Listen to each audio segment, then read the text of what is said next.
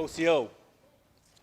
My name is Mark Wilson, and I'm honored today to serve as your MC, as well as assist at the drum for the 4th Annual Native American Day, hosted by the Greater Tulsa Area Indian Affairs Commission and the City of Tulsa. We're virtual, so we hope you enjoy our program.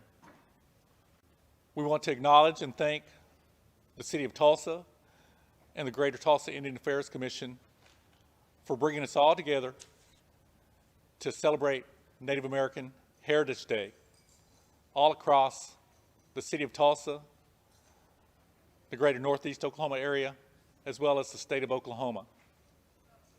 We have some outstanding singers and dancers with us to help celebrate our culture, our heritage, our families, our tribes, and all of our Indian people. To begin, we will have our opening intertribal song by our singers. Singers, whenever you're ready.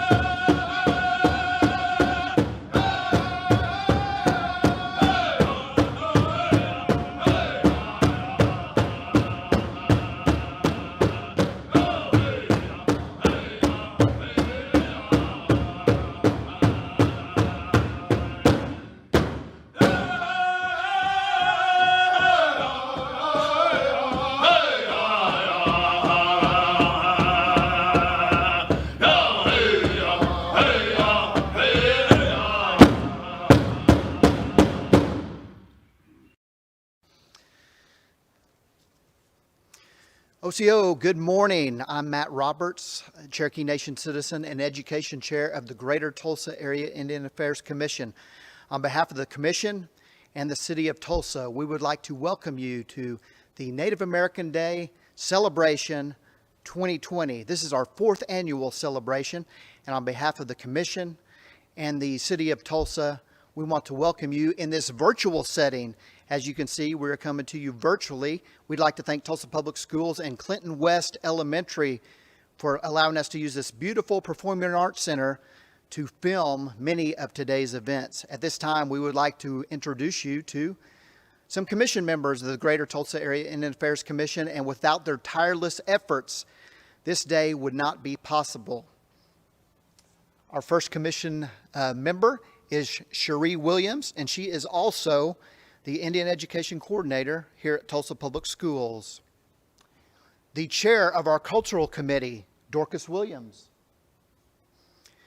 Longtime Commissioner and former Chair, Rob Ankew. Longtime Commissioner, Pat Powell. And our current Chair of the Commission, Cheryl Cohenauer. And Madam Chair Cohenauer is going to read a Native American Day proclamation given to you from the City of Tulsa.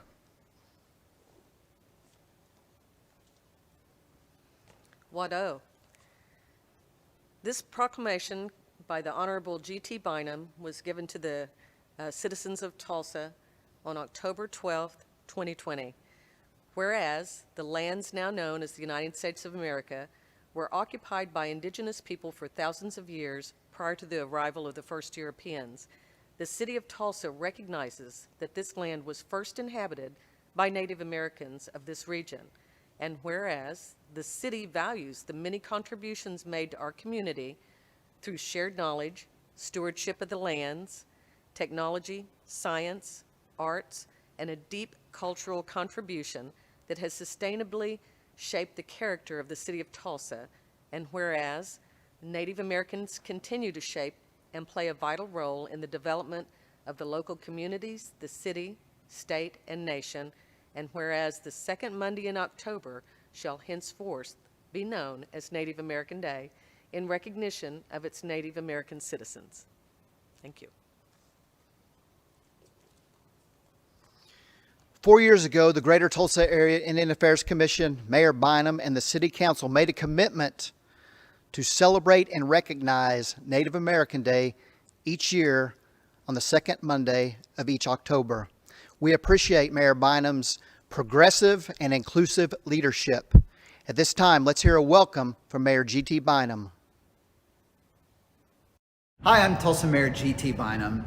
I'm really proud of the fact that 3 years ago we started hosting Native American Day here in Tulsa. The reality is Tulsa would not exist if it weren't for our Native American tribes.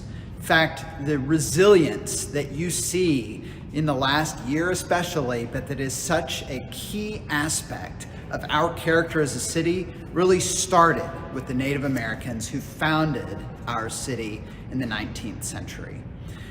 It's one of the things that makes us so unique as a city, the fact that we are home to the Creek, Cherokee, and Osage nations, and that all three of them intersect here in Tulsa, really giving us a unique culture and heritage. And that's why Native American Day is so important.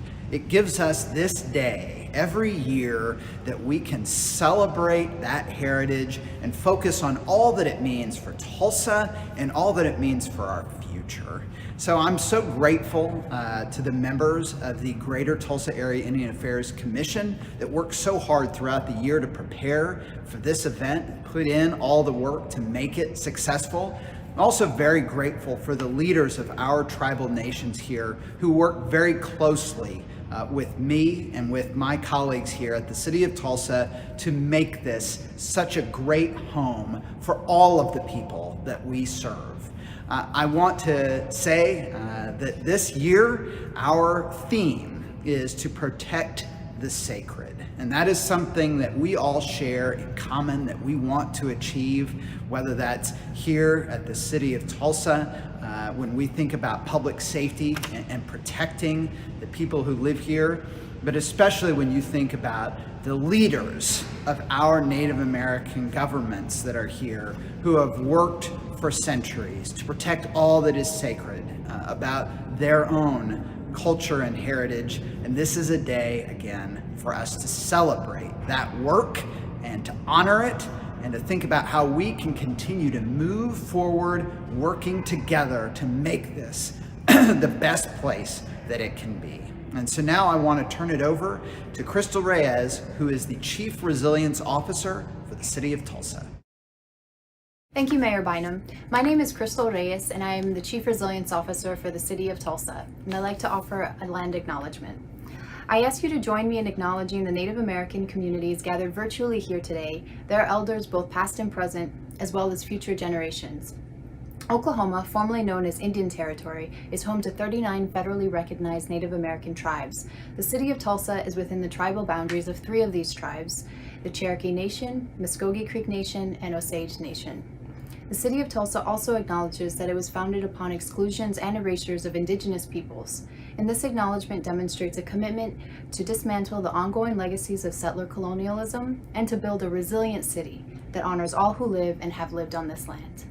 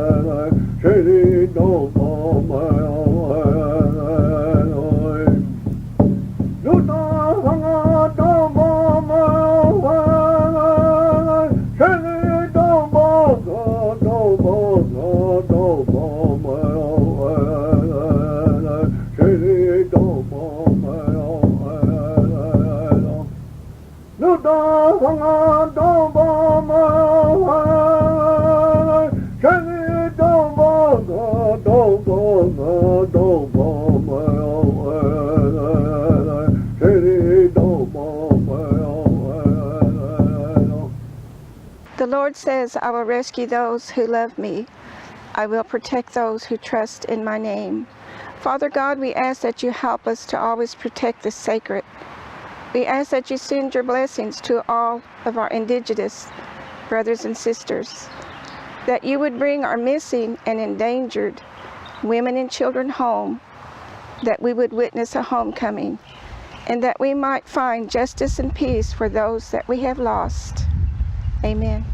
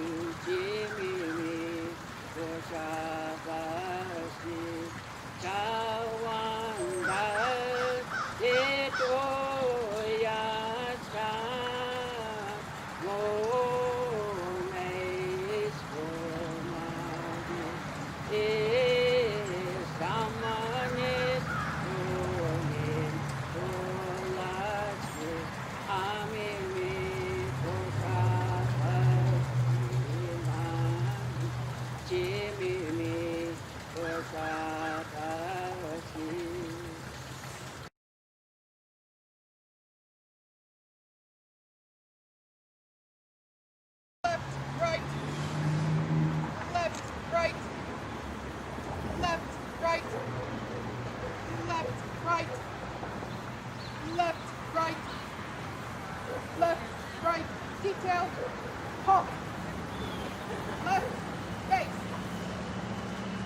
Ready? 2.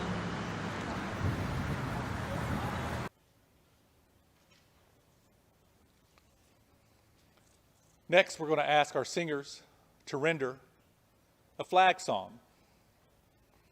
Flag song is our national anthem, where we honor and recognize the red, white, and blue, the stars and stripes.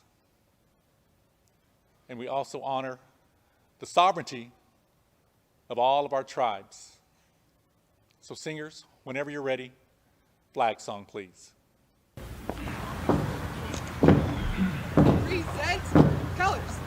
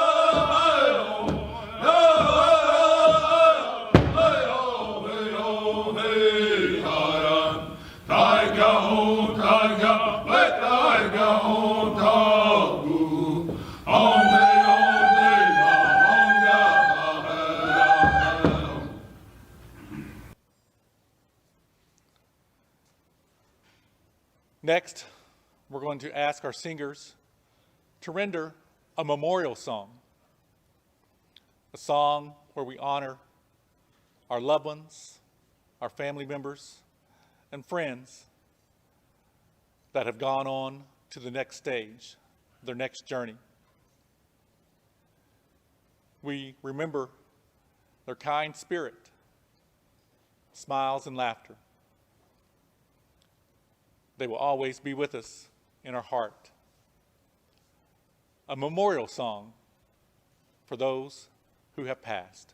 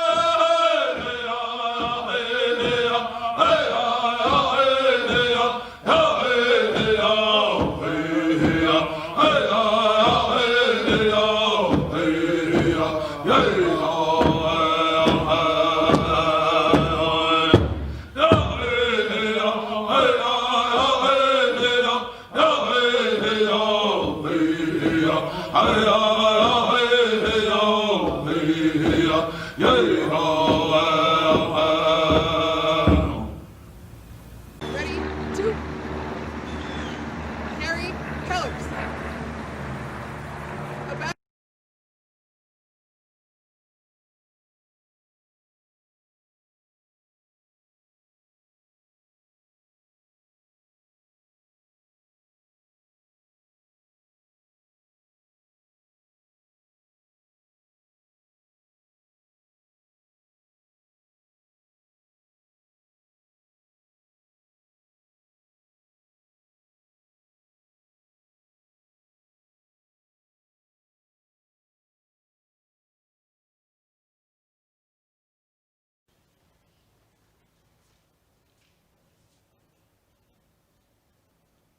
We honor all of our servicemen and servicewomen, as well as their families, during this next song, a victory song for all of our veterans.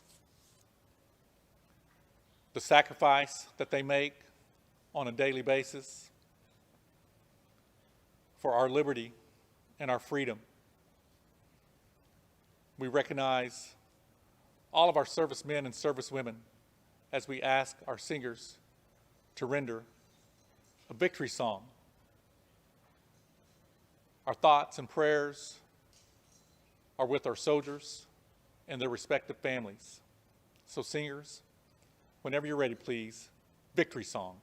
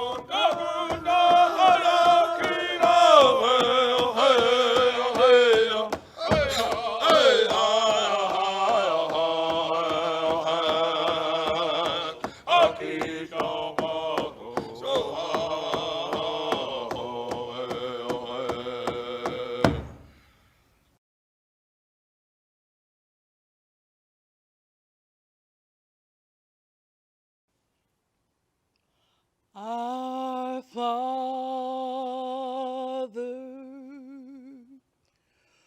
which art in heaven, hallowed be thy name. Thy kingdom come, thy will be done on earth as it is in heaven. Give us this day our daily and forgive us our debts as we forgive our debtors. And lead us not into temptation, but deliver us from evil.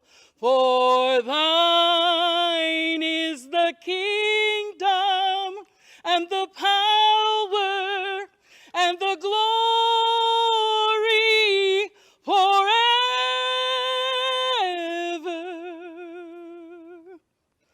Amen.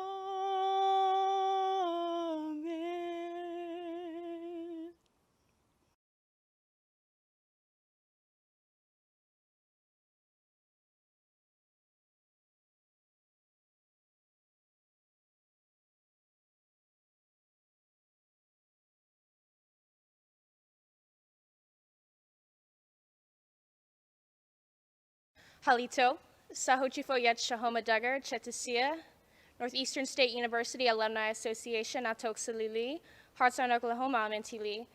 Hello, my name is Shahoma Duggar. I am Choctaw. I work for Northeastern State University's Alumni Association, and I am from Hartsound, Oklahoma. Yakuki, thank you.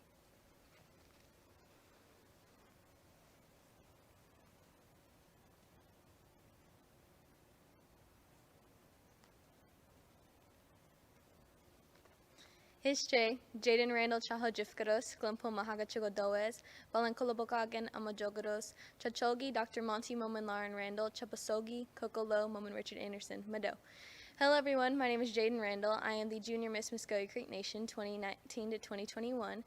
I am 17 years old and I go to school at Glimpo High School, and my parents are Dr. Monty and Lauren Randall, and my grandparents are Coco Lowe and Richard Anderson, Mado. Thank you.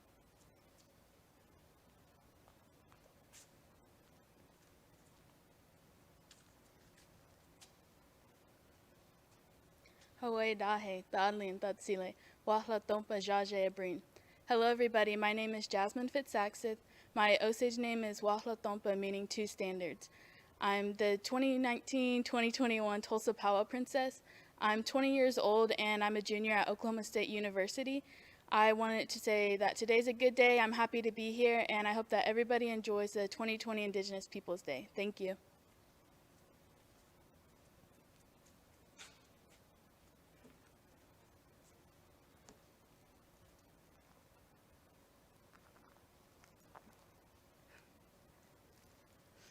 Chukma Soshifo at Keelan Factor. Hello, my name is Keelan Factor. I am the 2019-2020 Oklahoma Indian Bikers Princess. Yakuki, thank you.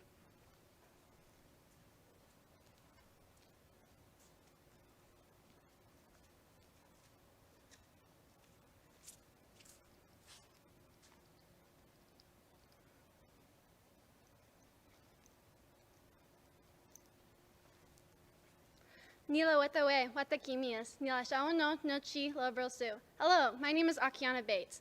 I'm the 2019-2020 Junior Miss Indian Oklahoma. I'm absentee Shawnee, Lobrosu, and Seminole. Thank you.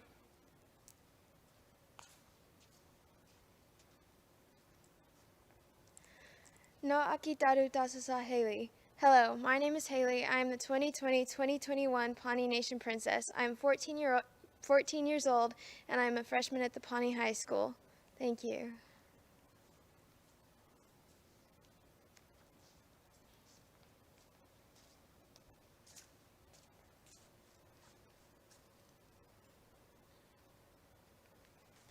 Hische, Stongo, Jahojivka, Brianni Elizabeth Hildos, Moment, Digachki Talova, Lageros, Isti, Muskogogi, Moment, Ihankwa Dakota Omas, Amadi Legida, Ija Ogidos, Moment, Ufology, Amada Wojidos, Chachkogi, Levi Hill, Moment, Debbie Hill, Omagan, Chapazogi, Saya Hill, Moment, Elizabeth Phillips, Hilda Magis, Northeastern State University, Adedos. Hello, how are you? My name is Brianni Elizabeth Hill. I am Muskogee Creek, daughter of the Deer Clan, and Ihankwa Dakota Yankton Sioux. I'm the 2019-2021 Miss Indian Oklahoma, and I'm very proud to be here with you all, and I hope you guys are all staying safe and protecting yourself. Mado, thank you.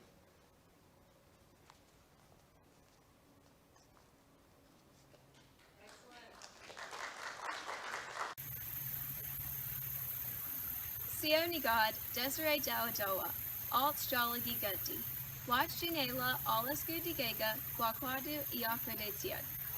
Wahai Digi Hiok, Digi Gayange, Susom, Mag Dundo, Kalkor Diga Death Squash, Agilo Dihak Diwafledi. Hello everyone, my name is Desiree Matthews and my Cherokee name is Alt.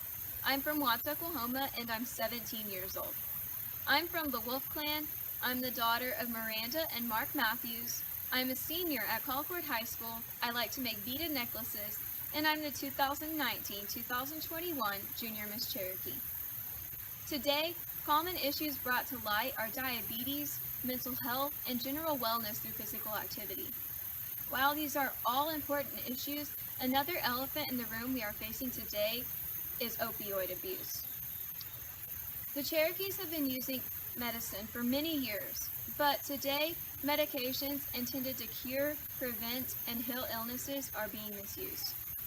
This misuse has ruined relationships, families, and is an issue we must face together as a tribe.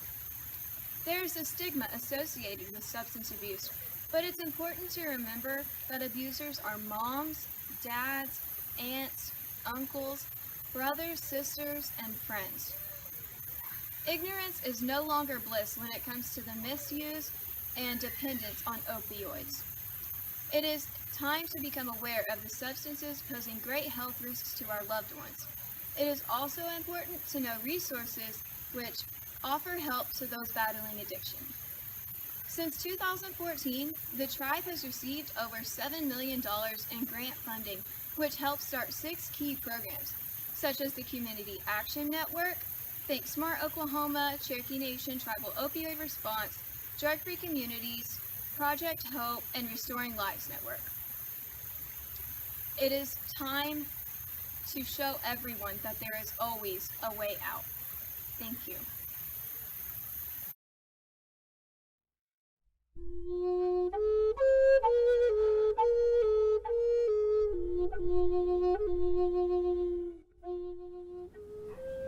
Hische Estango, Jaden Randall Chaho Jifkaros, Glimpul Mahagachigo Does, Balin Kolobokagan Amajogaros, Idilegeda Nogosogi Dos, Chigotako Arbika Dos, Calvary Tabernacle Miko Sapka Chigodos, Chachogi Dr. Monty Moman Lauren Randall, Chabosogi Kokolo Moman Richard Anderson, Mado. Hello everyone, my name is Jaden Randall. I'm 17 years old. I go to school at Glimpul High School. My clan is Bear, and I'm from Arbika Ceremonial Ground. I attend church at Calvary Tabernacle. My parents are Dr. Monty and Lauren Randall, and my grandparents are Coco Lowe and Richard Anderson. And I just want to wish you all safety during this time, and I hope that you enjoy our virtual Native American Day. Thank you.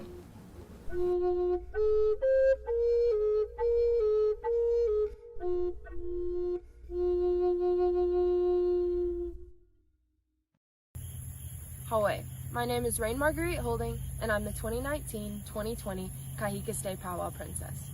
I'm a member of the Osage Nation.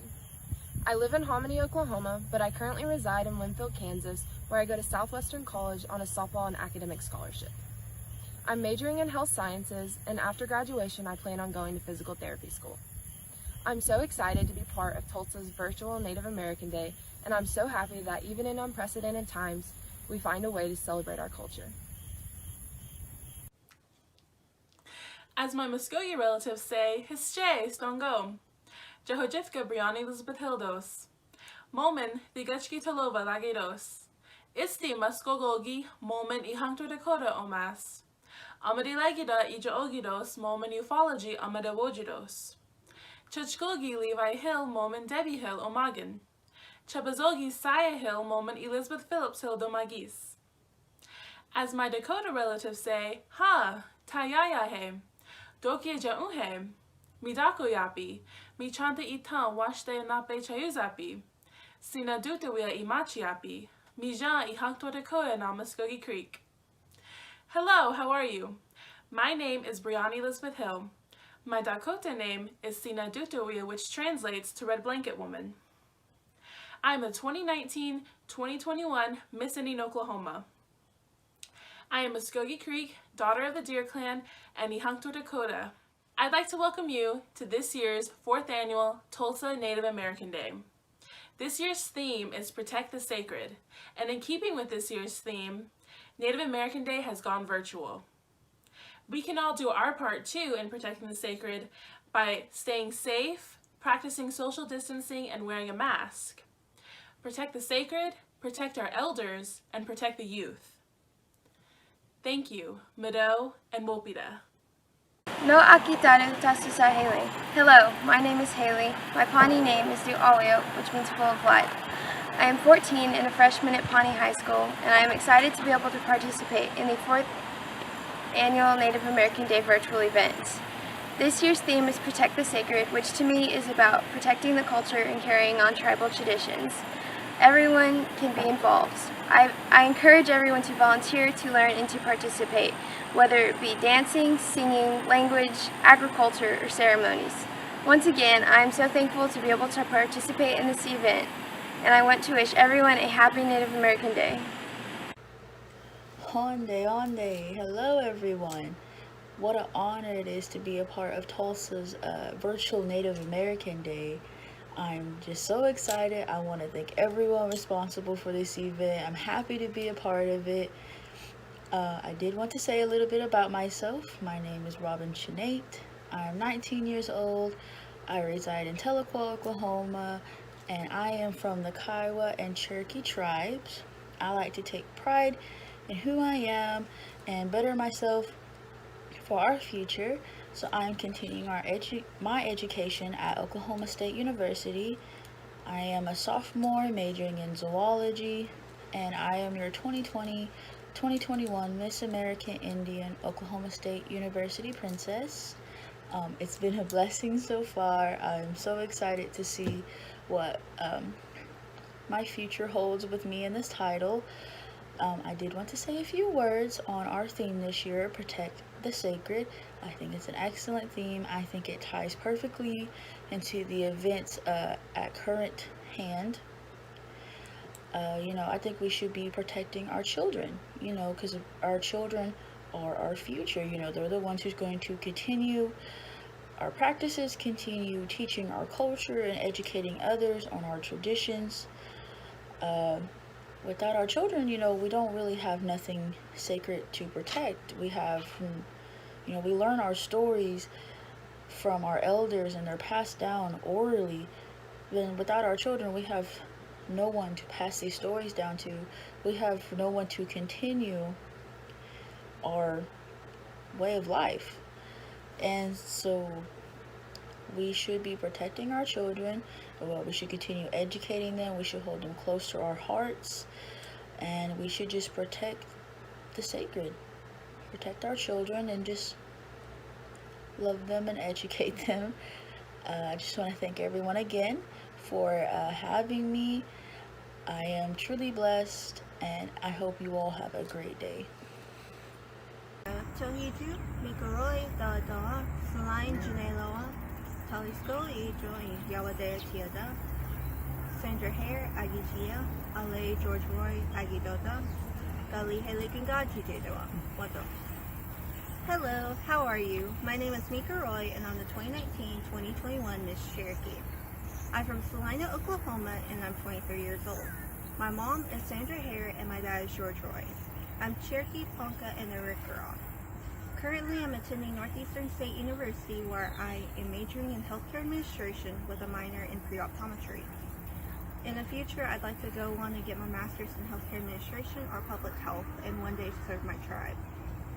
And I am happy to be attending today's event for the Native American Day virtual event. I just want to remind everyone, please wear a mask, social distance, and be safe. Wado.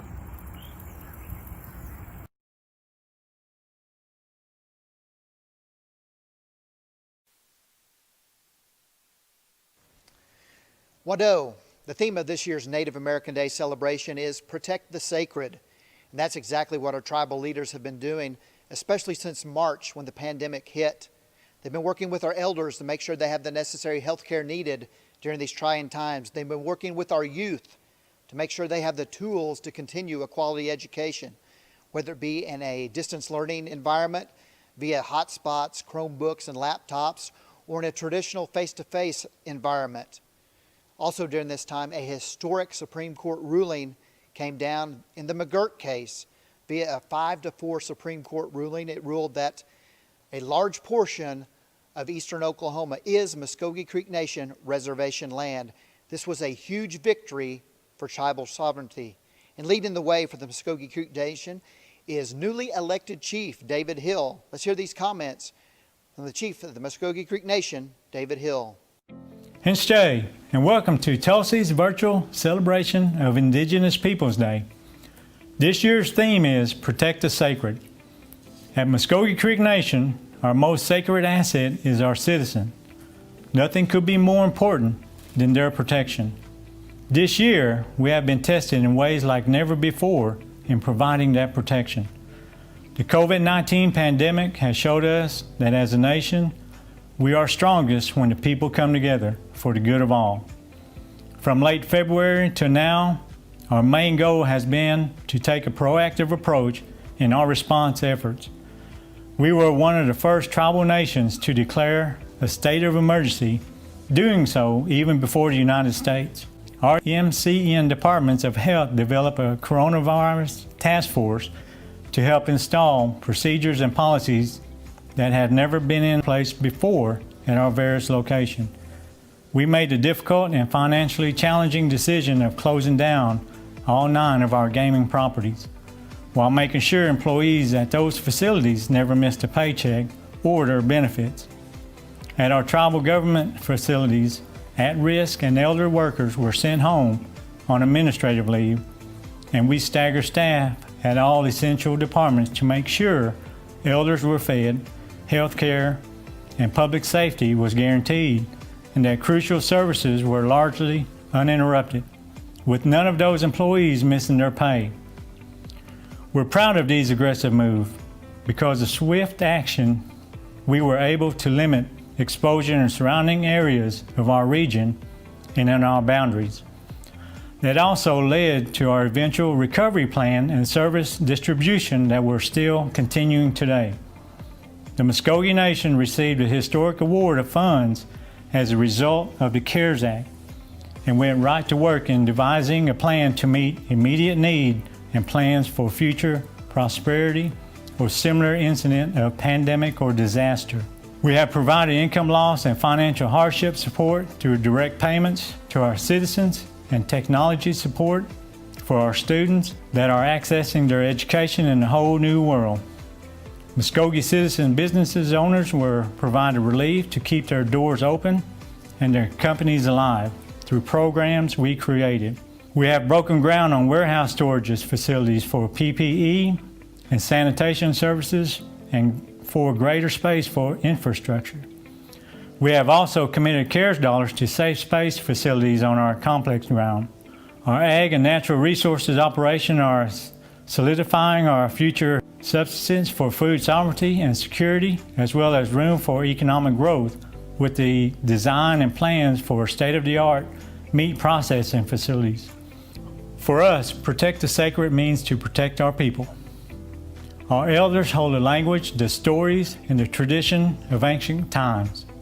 Our employees and healthcare workers keep our nation strong and functioning while providing needed services and access to our citizens. Our young people are the hope of the future and how prosperous it can be. That is what is truly sacred to us. Mado.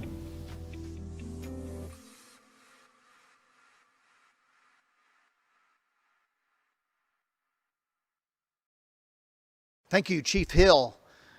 As you know, the city of Tulsa lies within the tribal boundaries of the Muskogee Creek, Cherokee, and Osage nations. And for the past 4 Native American days, all 4 Native American Day celebrations, Principal Chief Chuck Hoskin Jr. of the Cherokee Nation has been an active part. He's been very busy since March with COVID relief funds and working to secure those funds with the CARES Act. At this time, let's hear from the Principal Chief of the Cherokee Nation, Chuck Hoskin Jr. Osio, I'm honored to speak with you again for Tulsa's annual celebration of Native American Day.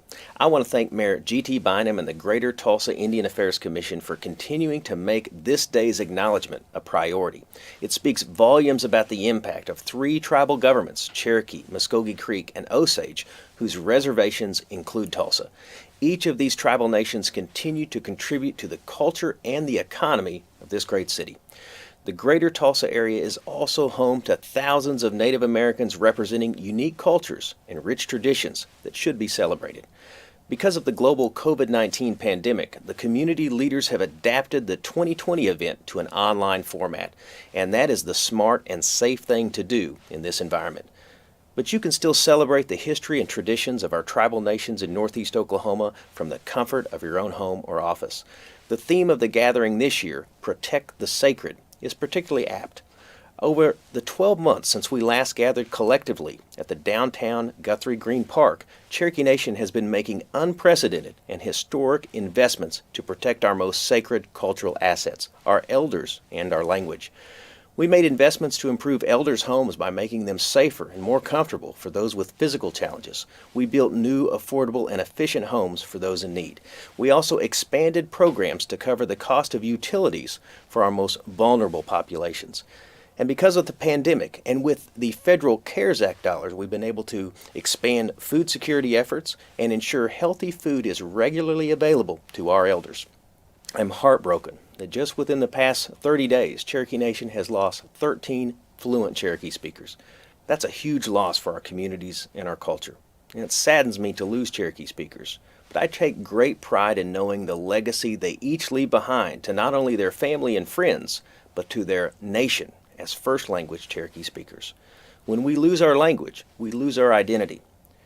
And that legacy reminds us that we must absolutely do everything we can to preserve the Cherokee language for future generations. With the current global pandemic in our midst, our elder speakers and our language are extremely vulnerable. One essential way we can protect the Cherokee language, our most sacred cultural possession, is creating a new program and content to be shared in Cherokee that will be disseminated widely and preserved for the future. And that's just what we're doing to build a new generation of speakers, making strategic investments. We announced the $16 million Durban-Feeling Cherokee Language Preservation Act. It's the largest language investment in Cherokee Nation history, named for the man who's done more to advance the Cherokee language since Sequoyah. It's Durban-Feeling, and sadly he passed away last month. We also created a stand-alone language preservation department at the Cherokee Nation that will provide a one-stop shop for all of our language resources and create new, innovative programming for the future. We honor all of our Cherokee-speaking elders by ensuring that the language and culture lives on for generations to come. Cherokee Nation language programs have been at the forefront of language innovation, not only in Indian country, but around the world. As long as I'm Principal Chief, we'll continue to do whatever is needed to preserve and protect our sacred language. The values of the Cherokee people, community, family, and culture, inspire me every day. I'm so honored to spend a small portion of this day, Native American Day, with you. Wado. Thank you, Principal Chief Hoskin. The Osage Nation and Chief Jeffrey Standing Bear have been very busy even before the pandemic, as filming was set to begin this past spring on the major motion picture Killers of the Flower Moon. Of course, the pandemic has pushed that back, but Chief Standing Bear and his leadership are still working on that, as it is set to begin very soon. The Osage Nation and Chief Standing Bear have been vital parts of the City of Tulsa Native American Day celebration these 4 years, and they are here at this time as well. Let's hear from the Chief of the Osage Nation, Jeffrey Standing Bear.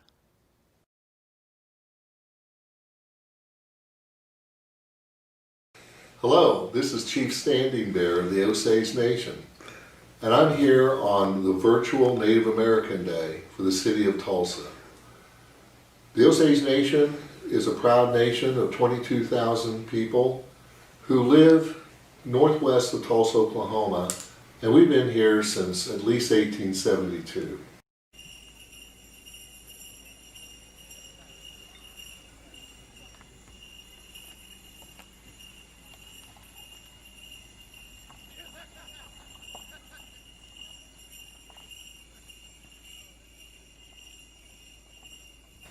Many of our people have moved on to other areas for jobs, but we're looking to get our people back home. We believe this is the most beautiful land in the country.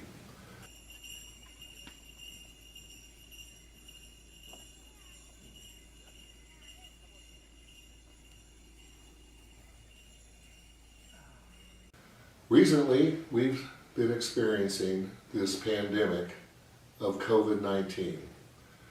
We've instituted mask policies, safe distancing, and still we have testing going on constantly.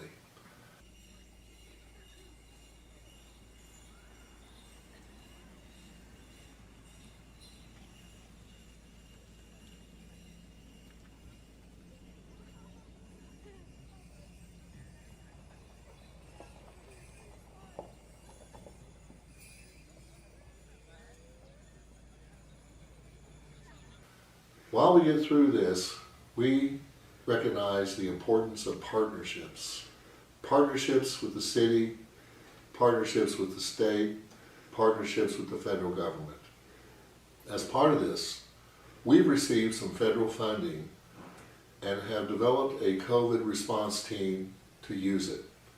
And because this federal funding is a response to the COVID, and there's a lot of freedom of how people use it, we've decided that the best place for the Osage Nation for the future is what we call food sovereignty. This year's theme for Native American Day is protecting the sacred. We could find no better place to call sacred than the earth, the sky, the water, and our human work to produce food for our children, our elders, and our people, and our neighbors.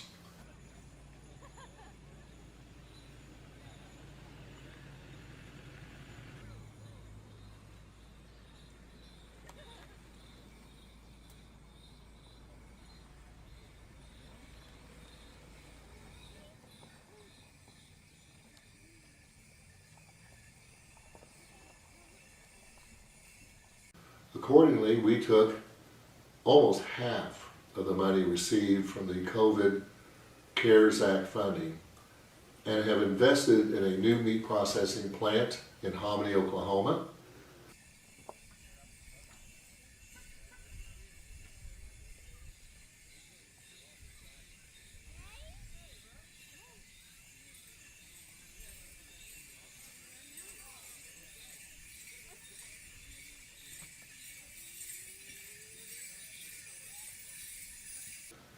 We have invested in more cattle, more fencing for our ranch, and we have put money into our Bird Creek farms, particularly into a large aquaponics farm and a greenhouse.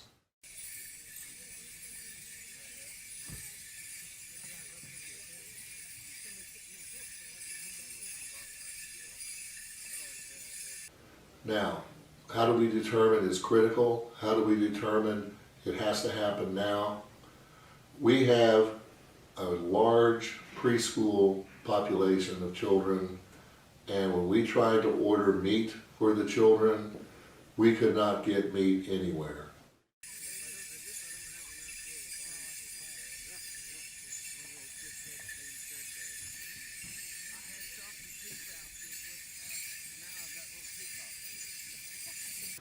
This is 5 miles away from a ranch we own, where we have 3,000 cattle and almost 100 bison.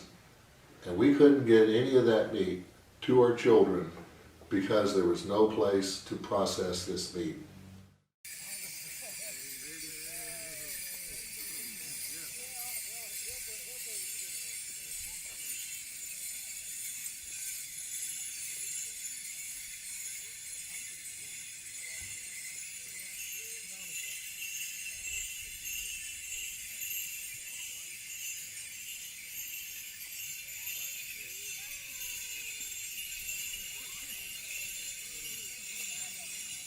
We reached out to different tribes, different meat processors, and found that we were backlogged about a year before we could get anything done. So, to tackle this problem and to prepare for the future, we decided and have invested into the equipment, the infrastructure, and the people for meat processing, knowing it's a tough business and we're going to have to learn a lot. We've been looking at a lot of different options and hiring good people to help us.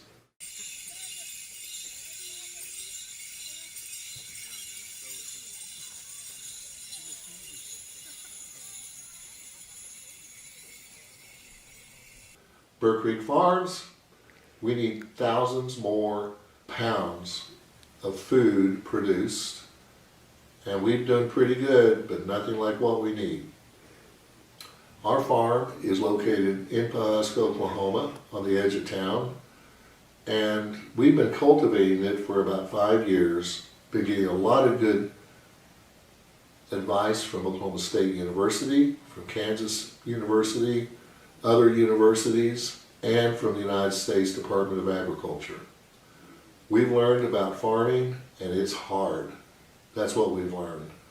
And what we've learned is that you have to pay attention to it 24/7, and even then, the elements, disease that affect plants will have an impact on the future and how things are produced.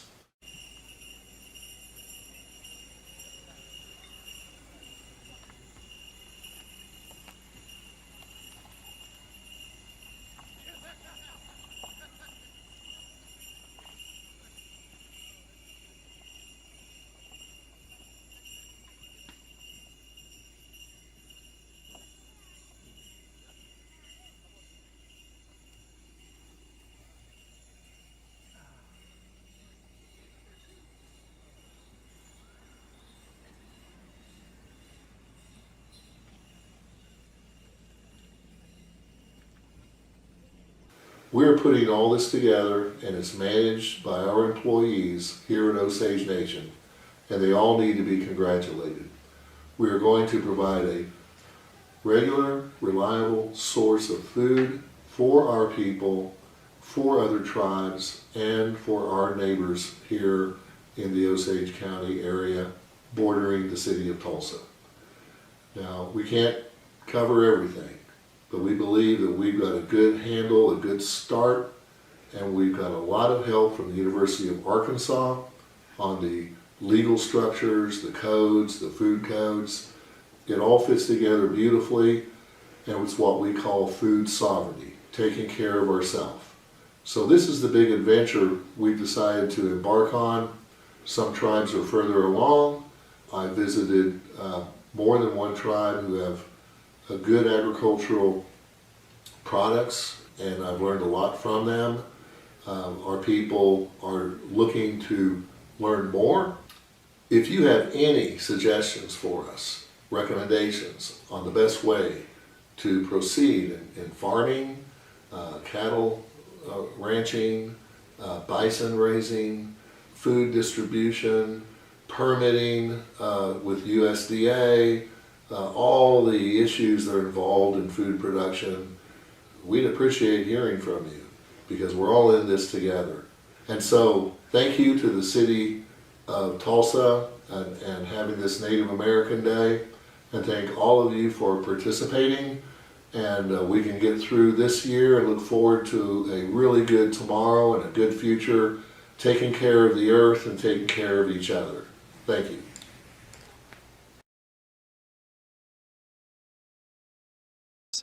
Now let's hear these words from the Pawnee Nation President, Walter Echohawk. Hello and welcome to Native American Day 2020.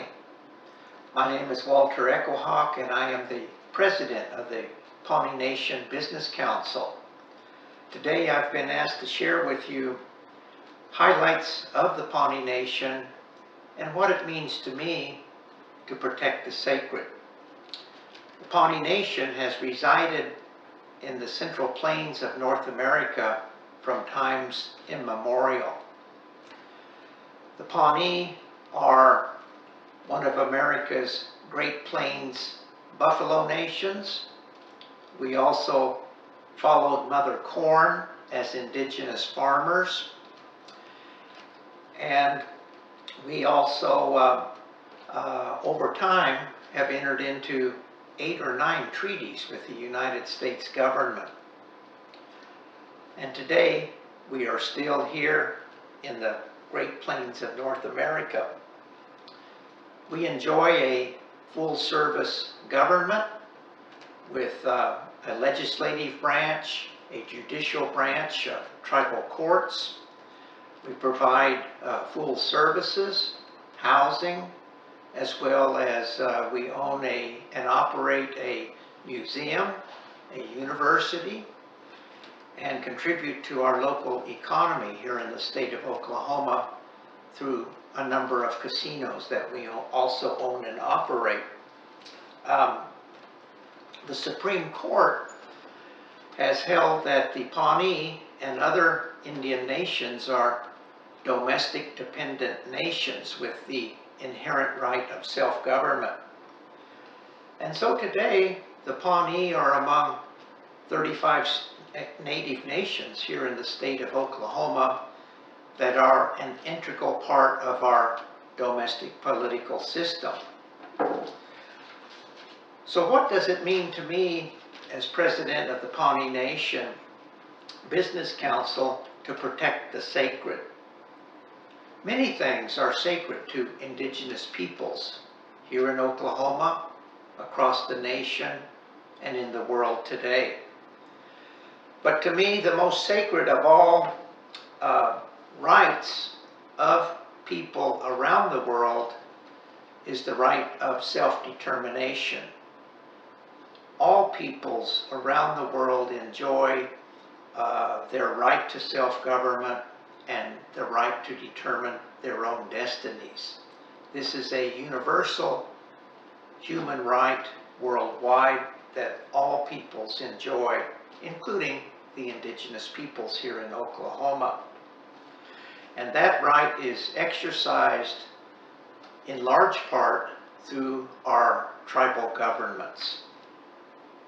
There are other aspects of this inherent right of self-determination that includes the indigenous people's right of worship, right to practice their languages, our cultures, our rights to our lands and homelands, our rights to environmental protection, to security and well-being, as well as the right of economic development. These rights, which constitute part of the right of self-determination, are important to all Native Americans, just like they are to all citizens that comprise our nation. The job of tribal governments, such as that of the Pawnee Nation, is to advocate for and protect these sacred attributes of indigenous life in our nation. So the Pawnee government protects worship through our Constitution, which protects the rights of liberty, worship, and other First Amendment kinds of rights. We protect our language through various tribal language programs.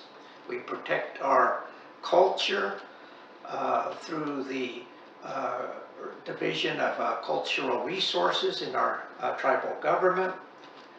We have a property division that protects our lands and other property. We have a division of natural resources and safety that protects the environmental integrity of our homeland. And we have various tribal programs that protect the security and well-being of our people, including dark times like the COVID-19 pandemic that is afflicting our nation today. So it's the job of our tribal governments to protect these sacred rights that we hold dear.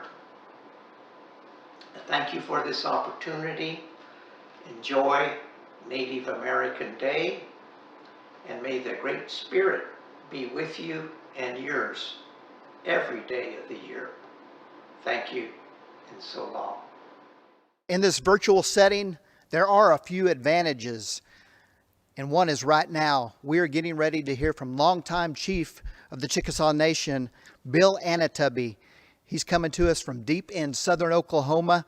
He has been with the Chickasaw Nation for more than 20 years, and in a traditional setting, we would be here in Tulsa at the Guthrie Green, but now we're able to hear from tribal leaders all across the state, and this time it is our honor and privilege to hear these words from the chief of the Chickasaw Nation, Bill Anatubby.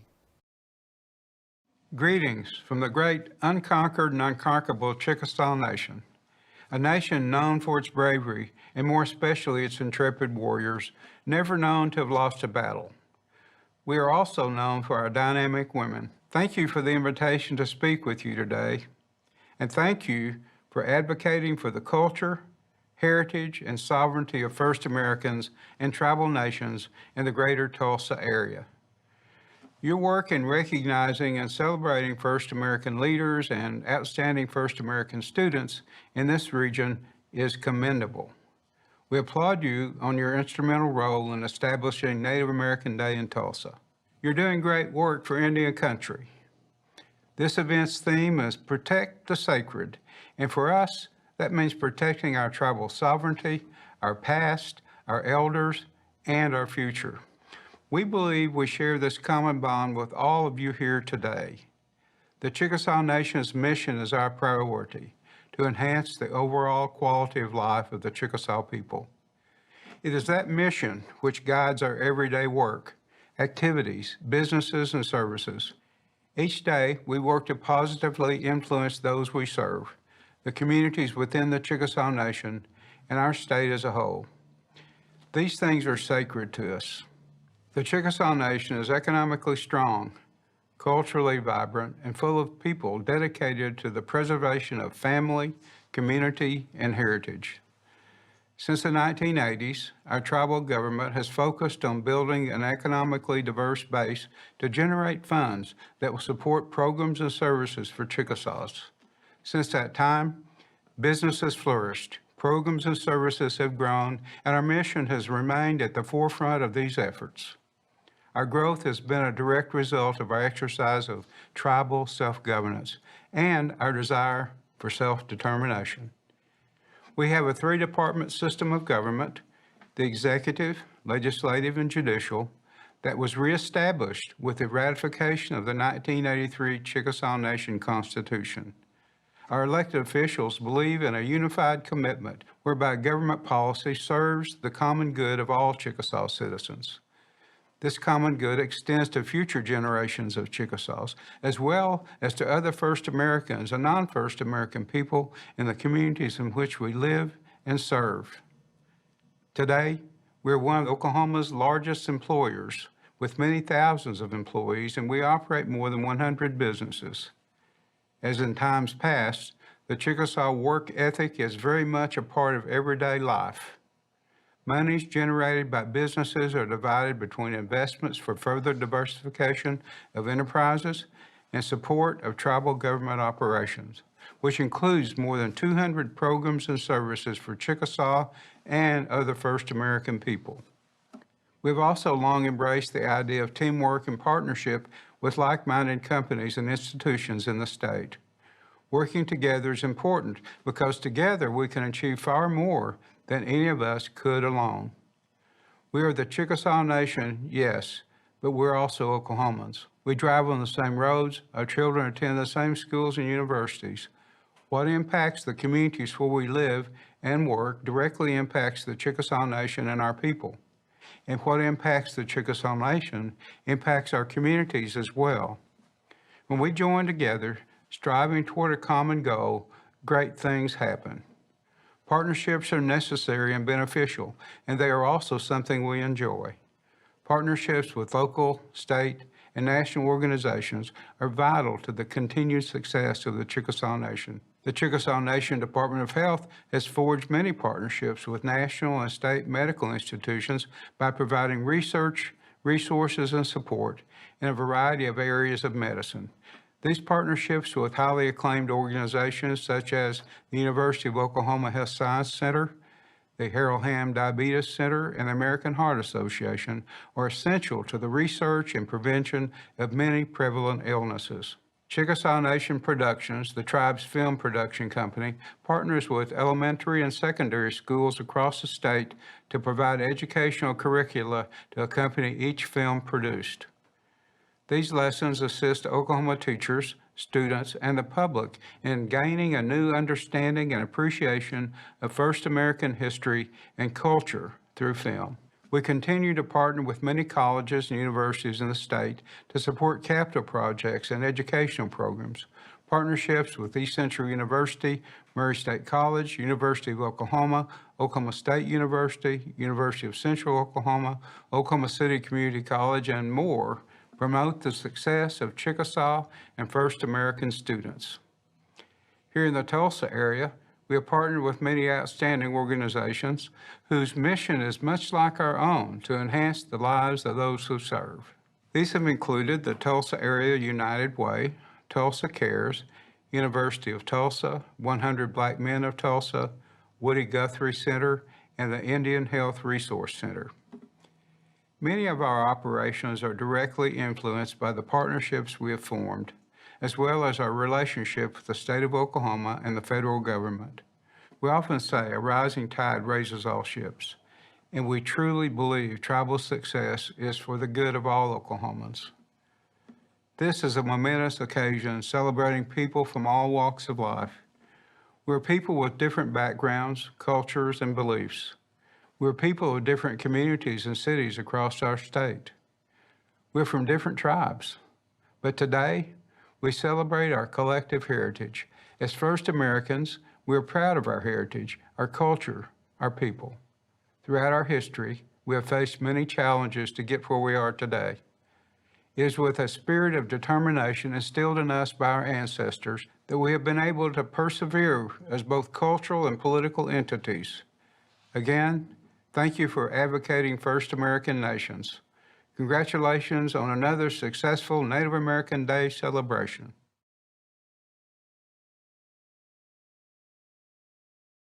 I started painting at the age of 15. The whole reason why I even started painting was because of some depression that I was going through. And so when I went to art class, I started realizing how good I felt.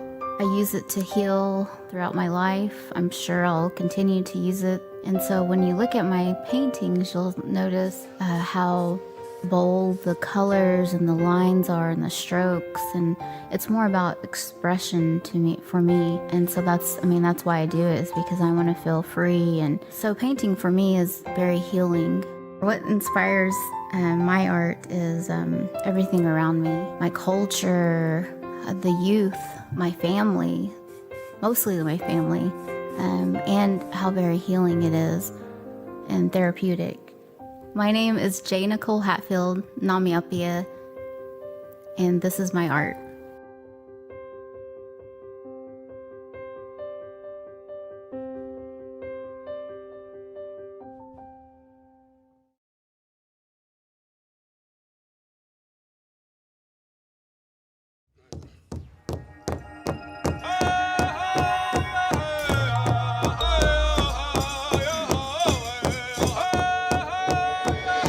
Yo. Hello, Hatso. Halitom. Halitom. History. Shio. Halitom. Halitom. Hello, Hatso. Being in this community specifically, they're just so supportive, and I'm just honored to be there. Having a Native American person there to help me and guide me from every step of the way from kindergarten through 12th grade was awesome. It really lets me know that there are people that are supporting me wherever I am, whether there's Native people there or not. I don't think a lot of Native American students realize all the options they have as far as school and scholarships. There's so many things that they can do and they may not even know. So I think it's important for us to be there so that we can show them how to be successful using their unique qualities. they've been some of the ones with me at school where I can just kind of go to them in the counselor's office at any time and talk about anything going on. One of the things that I really like to encourage them to do is stay close to their culture and know their culture and not be ashamed of it.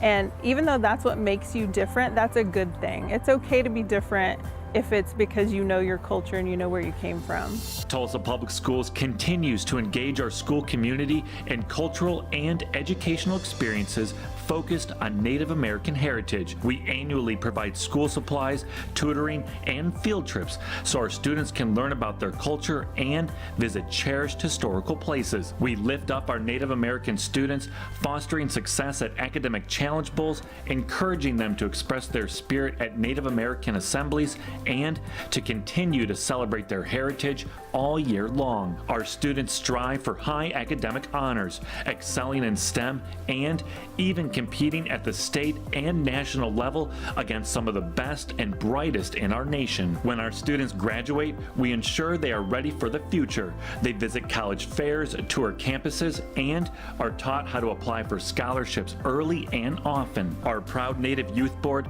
a special student council for Tulsa Public Schools Native American students, helps bring our youth through barriers so they can soar to achievements greater than they ever imagined. While focused on our students' achievements, we also partner with the larger Native American community to offer referral services for all types of family needs.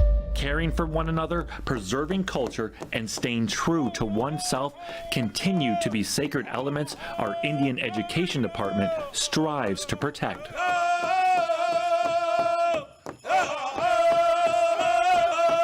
Protecting the sacred means preserving our culture and protecting those that are most vulnerable, such as the women and children. Because they're disappearing at an increasing rate every year. Protecting the sacred not only means preserving our traditions and protecting our people themselves, but passing these traditions on to the next generation of our youth. It means to be true to ourselves and keep the culture alive. To me, it means protecting our traditions and teaching our culture to the youth. I feel like we have an obligation to protect and educate our youth and protect our culture for the next generation.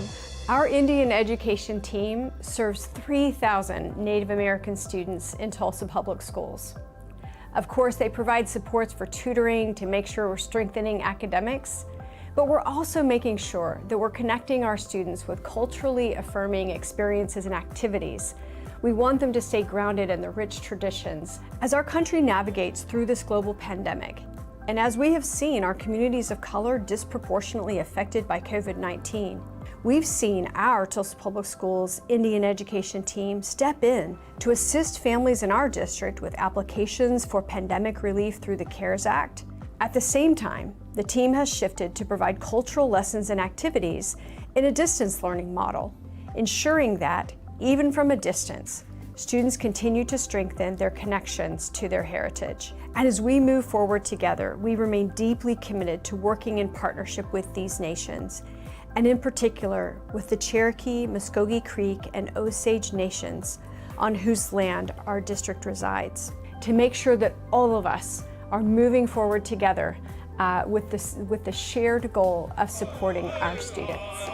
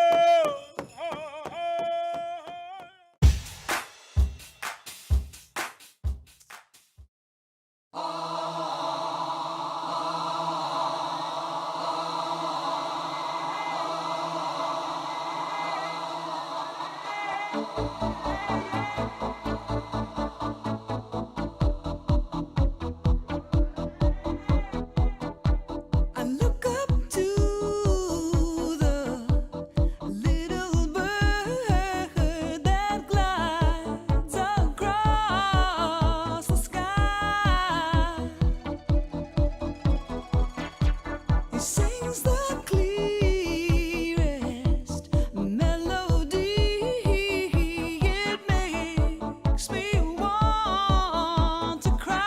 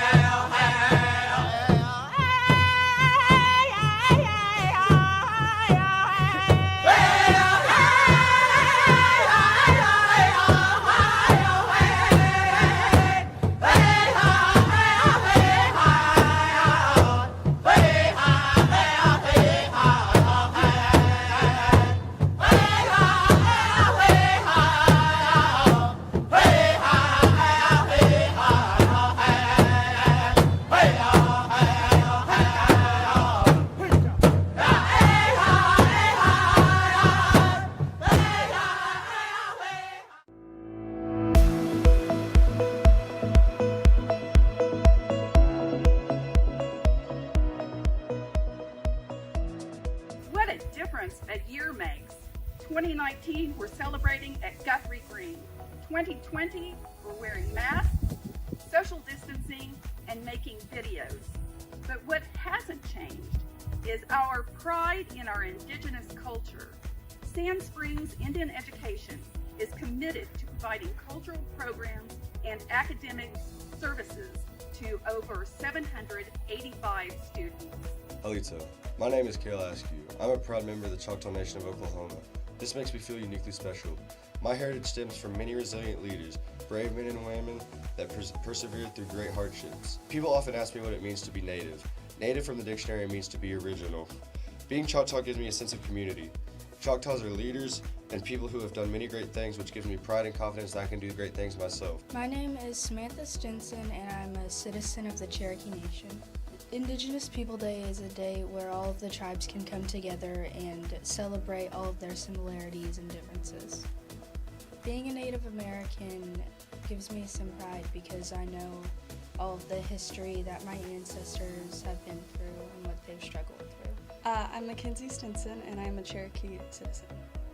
I'm proud to be a Cherokee citizen because of all the work that my tribe's done to preserve our history and culture. I think to be Native American means to be strong and from coming from a long line of people who have persevered and endured difficult things. My name is Ava Watson. I'm in the Osage tribe. Being an Osage means we have a lot of different traditions like finger weaving, and Grandma used to make belts and teach classes on how to make the belts. Native American Day means to me that all the tribes get together and we learn about each other's traditions and histories, and we learn about our ancestors together. The reason why I'm proud to be a Comanche is because I want to carry on the legacy that they have built for us. Another reason is because Comanches were very smart and resourceful, and we were very skilled riders on horses. We were one of the fiercest warriors on the battlefield too. Native American Day means a lot to me because we have a very rich culture and we were one of the first ones here. So that's why Native American Day means a lot, because I want to carry on their tradition and cultures. Hi, my name is Sadie Plowman, and I'm a member of the Muskogee Creek Nation. Native American Day to me is just a really great opportunity for Native Americans, young and old, all across, all different tribes, to just really get together and celebrate their heritage. It helps preserve traditions and our culture for generations to come. I think to live on our own land, on our own reservation, is really important because, again, it's an aspect of ourselves that we have carried with us through generations, and to be able to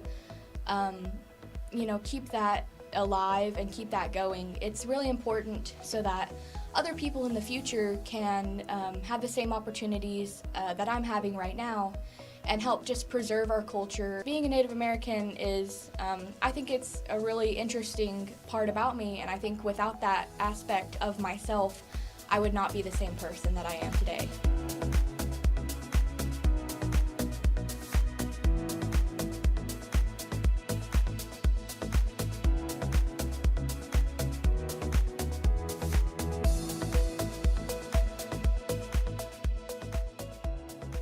In Sand Springs, on the great Muskogee Creek Nation Reservation, every day is Native American Day.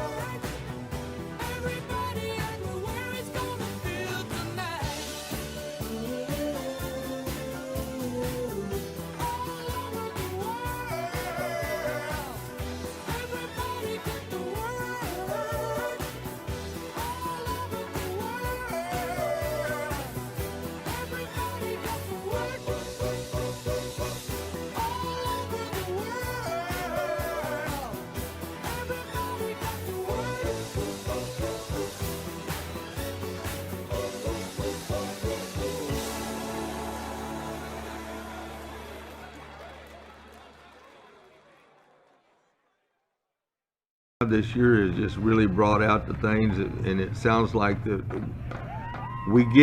think that we get the feeling that we are a bigger band than what we look like. We went to the Lawton Superior contest, and there were only 4 bands in the Superior contest, and there were something like 20 plus bands there originally, but there were only 4 in the Superior contest. So we showed up, we performed, and then the awards were handed out, and we ended up getting first in our class, and we got a Superior rating. Man, it felt great. I knew we'd get there eventually. I just didn't know if it'd be in my time, and I was really happy to be part of that. I thought that was extraordinary. I can't imagine what schools go through if they don't have a band. I've gone to several games, and I'm going there and sitting there, and I'm going, man, if they only had a band, you know, it would add to it.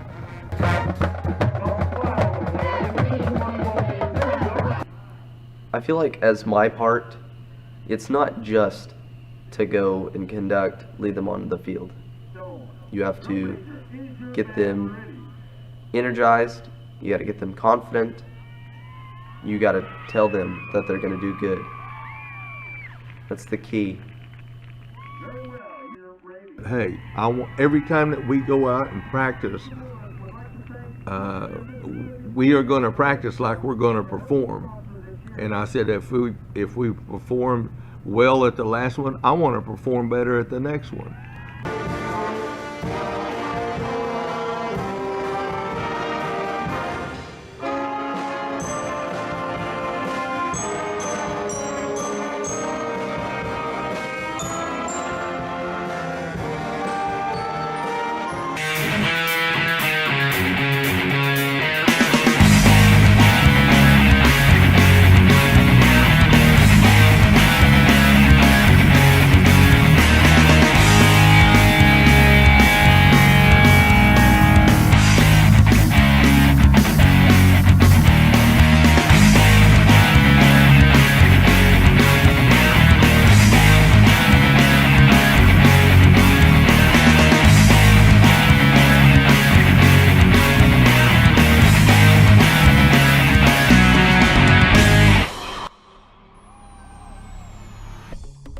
Through the years, I've kind of brought out and told these kids, you know, hey, I can actually go and tell people that I direct an all-Indian band.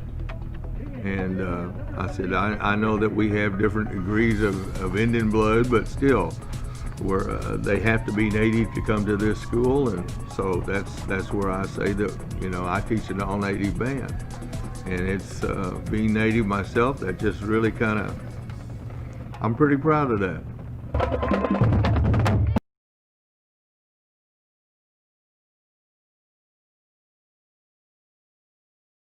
Oceanigad, Danka Johnson Davado.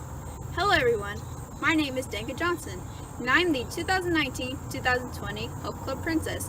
HOPE stands for Honoring Our People's Existence. HOPE Club is an organization at Sequoia High School. Our objective is to expose students to various Native American cultures. We have participated in many events, such as the Indigenous Peoples Day March in Tulsa, Oklahoma, and the Honor Walk in Taupo, Oklahoma. We have held power presentations at multiple schools with age groups ranging from kindergarten to high school. Our after-school program allows students to learn how to drum, dance, bead, and sew. Students like myself have learned how to sew ribbon skirts and other regalia. As Native American students, we will continue to learn more about our heritage and strive to empower our people. Join us October 12th for the Native American Day celebration and the virtual event. Wado, thank you.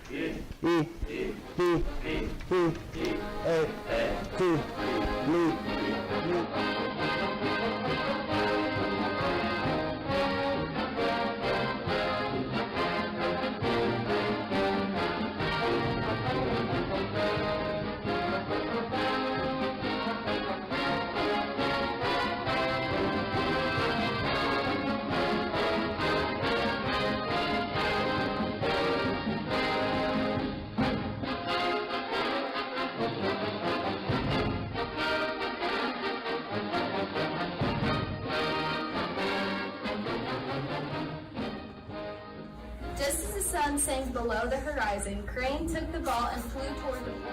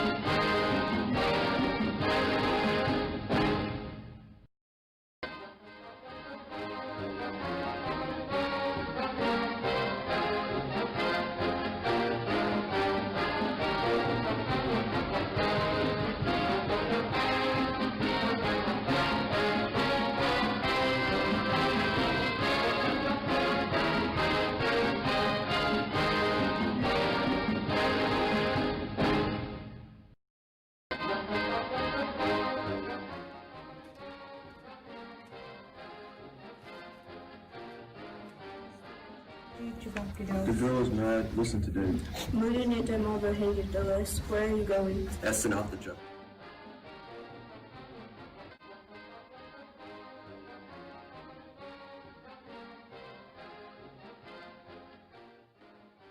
TV? Gabo.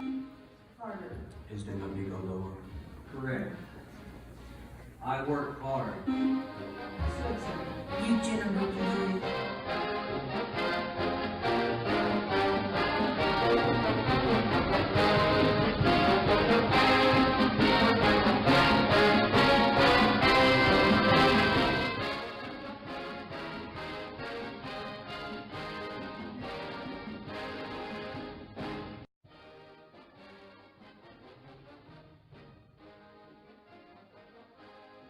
I'm just glad to, to have this knowledge from my mother and father, and grandma, aunts and uncles. And so I'm glad of a lot of history that was told to me, and I believe that that today, when you get a chance to talk to your elders, do it, because that's history. And history that once they're gone, you'll have that. You'll have that history to pass on to one of the days to your kids, grandkids, great grandkids. So it's very valuable, because that's who we are.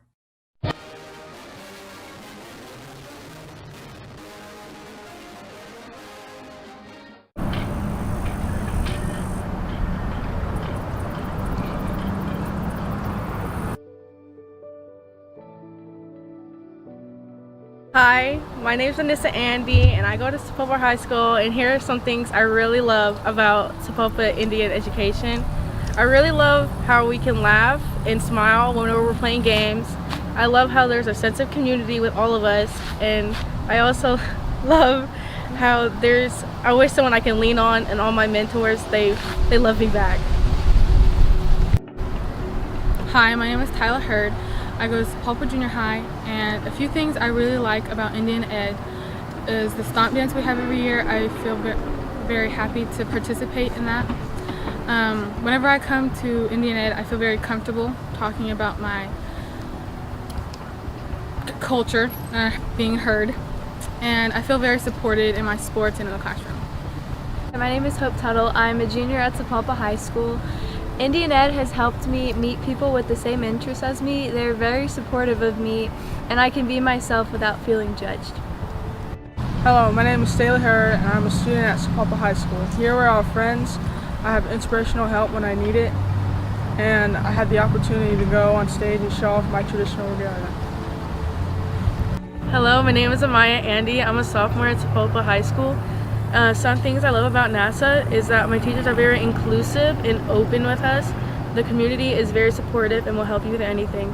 And we go on lots of trips that teach us about our ancestors and where they originated. Faisant Alicia AZT. I'm a junior here at Sapulpa, and I would like to talk to you about some of the things that I like about NASA. One of the first ones being is that we have such a welcoming community among students, and it's really nice for me to be able to talk about my culture with students who understand. Another one being that we have a stomp dance every year to help involve our community in our native traditions. And one of our third ones being that we have an opportunity to share our culture with our other fellow students.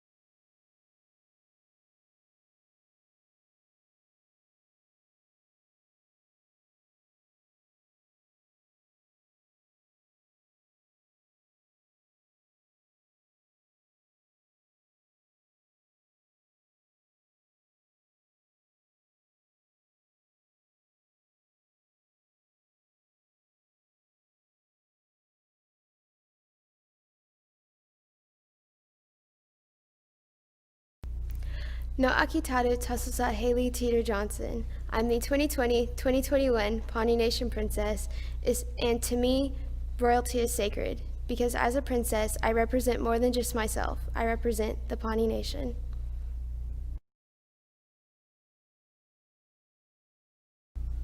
No Akitaru Tasusa Tea Tachawika. Hi, my name is Tea Tachawika. I am your 2019-2020 Pawnee Public Schools Northern Plains Indian Club Princess. To me, what is sacred is my culture. My culture is living, breathing, and thriving.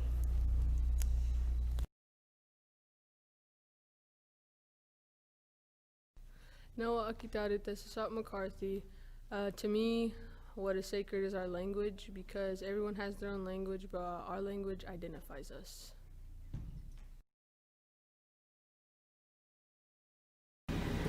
Noah Akitaru Tessasat Aiden. What to me sacred is the songs. They tell stories and they've been passed down and tell a lot about what we know.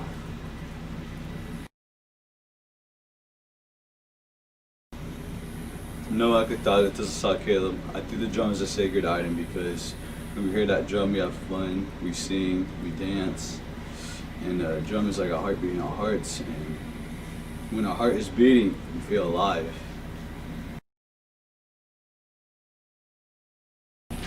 Nawa Akitaru Tessasa Caitlin Hawkins. Our clothing to me is sacred because it's not something we do to just put on for people to look at. It's something we put on to honor our ancestors. Like when we dance, it's what we use to honor the people before us. And the designs that we have also have a deeper meaning than what they seem to be. It's not just to look pretty. And the moment the regalia goes on, the light in our hearts do as well.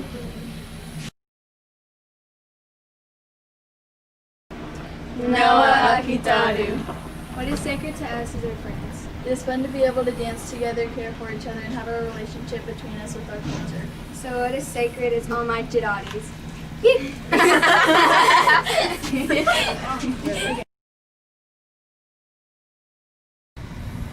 Pawnee language is sacred!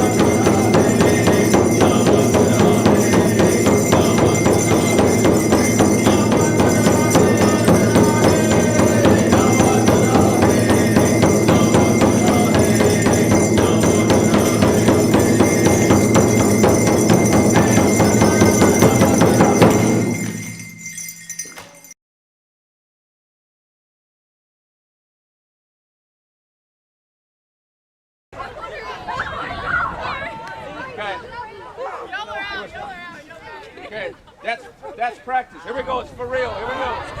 How does that hurt so much? Start recording on this one, all That right? actually hurts. Here we go. Outer circle. Pikawihiri. Inner circle. Kusatsuki. Make your circles. Make your circles. Here we go. Ready? Go. Hawaii-ya, Hawaii-ya, Hawaii, oh hey, Hawaii-ya, Hawaii-ya, go.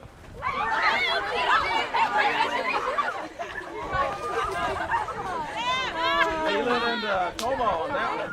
Okay, circle up. Here we go. Hawaii-ya, Hawaii-ya, Hawaii-ya, go.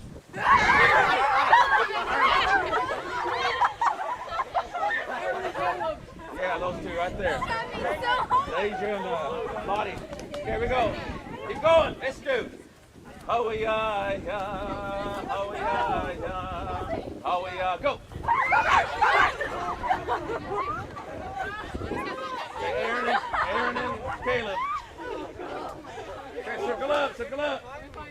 Hawaii-ya, Hawaii-ya, Hawaii, oh hey, Hawaii-ya, Hawaii-ya, go.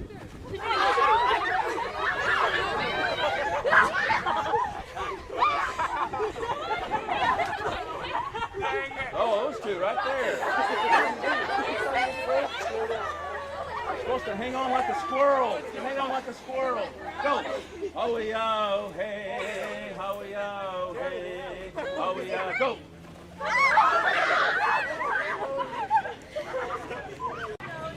Over there, Aiden and Elijah. Circle up.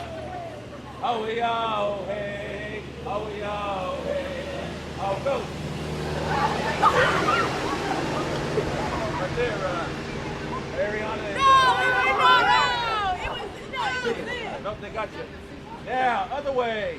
Outer circle, Kusatsuki, inner circle, Pikawihiri. Hawaii-ya, Hawaii-ya, ho hey, oh hey, Hawaii-ya, go. Right there. Museum Creek. Keep going. Hawaii-ya, oh hey, Hawaii-ya, oh hey, Hawaii-ya, oh hey, oh hey, oh go.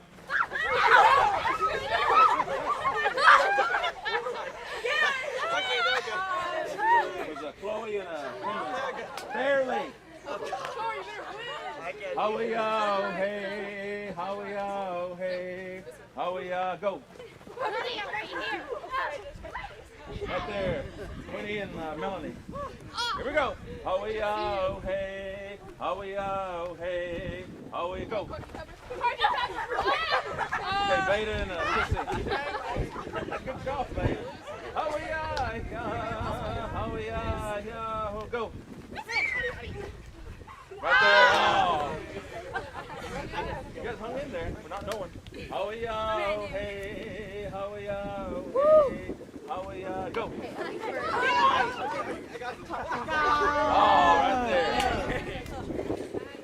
Here we go. Hawaii-ya, oh hey, Hawaii-ya, oh hey, Hawaii-ya, go.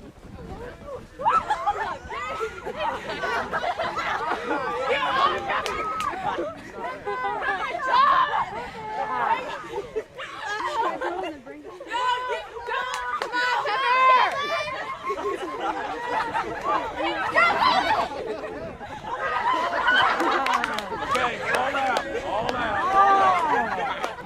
all out. Okay, you two's out. Good try, but you're out. Good try. Down to three. Here we go. Hawaii-ya, go. I'm just glad I'm not sweating. Hey, you two's out. Pepper and McCarthy, yeah. Again, Hawaii-ya, go.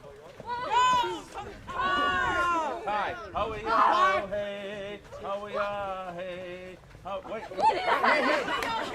Look, inner circle. Kusatsuki, inner circle. Outer, Kusatsuki, inner, Pikawihiri. Hawaii-ya, oh, hey, Hawaii-ya, go. Okay. There it is. Hawaii-ya, I'm not gonna watch. Hawaii-ya, go. Come on, one. Again. Hawaii-ya, go. Hey, Okay, good. Dancers, get dressed. What are we doing?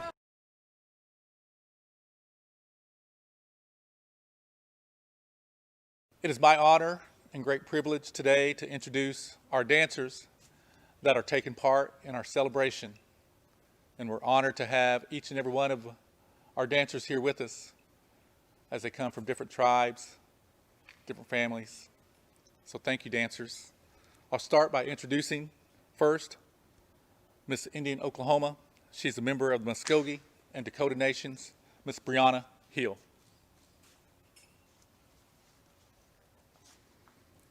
Next, a member of the Northern and Cheyenne, Northern Arapaho, and Kiowa Nations, Good Warrior Deer.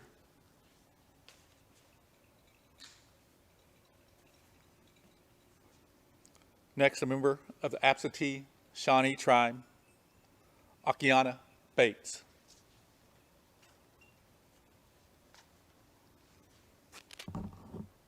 Next, a member of the Otoe Missouri Tribe, Marcella Grant.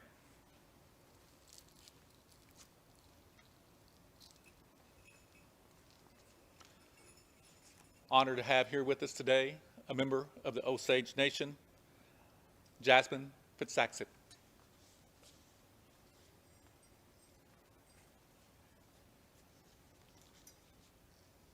A member of the Ho-Chunk Nation, Mr. Thorpe Sine.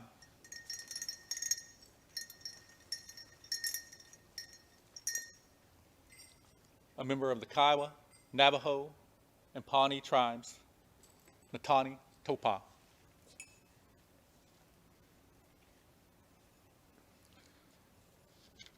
A member of the Siletz and Seminole Nation, Mr. Russell Harjo. Last, also a member of the Northern Cheyenne, Northern Arapaho, and Kiowa tribes, Grant Deer.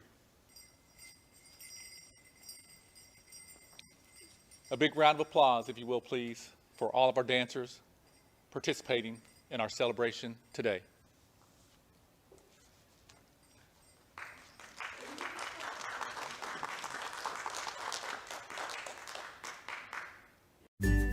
Reading is important in every language.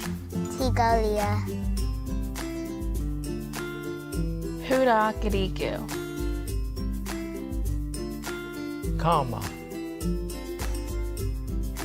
Rianye. Asoka Wede. The Tulsa City County Library's American Indian Resource Center encourages everyone to read.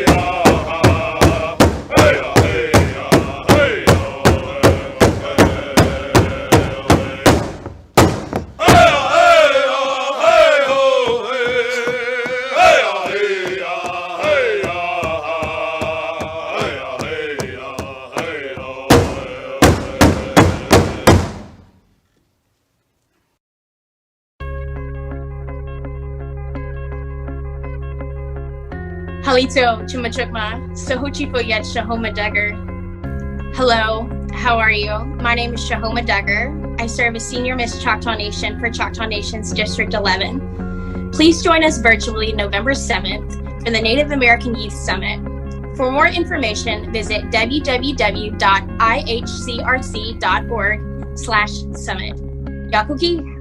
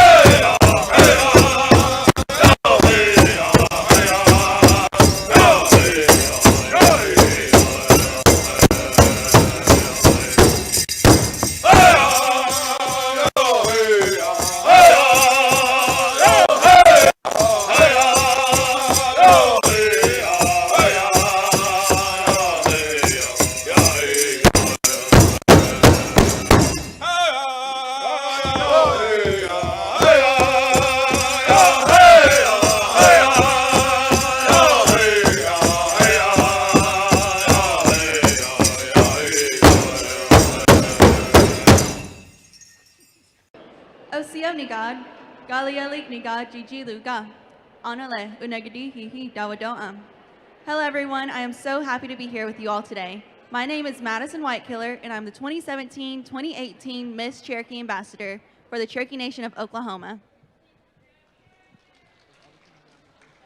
OCO, my name is Daniel Pigeon. I'm the 2017-2018 Junior Miss Cherokee from Oklahoma. And me and Madison are going to be walking around today, and if you want to talk to us or take a picture, we'd be happy to see you. Dania and I are very happy to introduce the next performance. We're both proud former members of this group, and they are the award-winning Cherokee National Youth Choir led by Mary Kay Henderson and Kathy Sierra. And they're going to be sharing with you some traditional songs as well as some other fun songs today.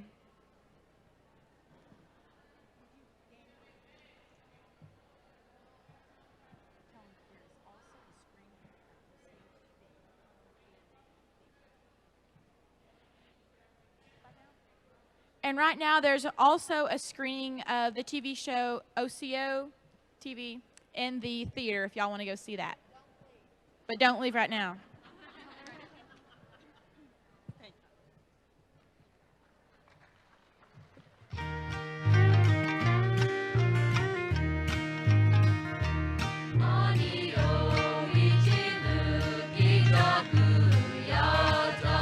Ika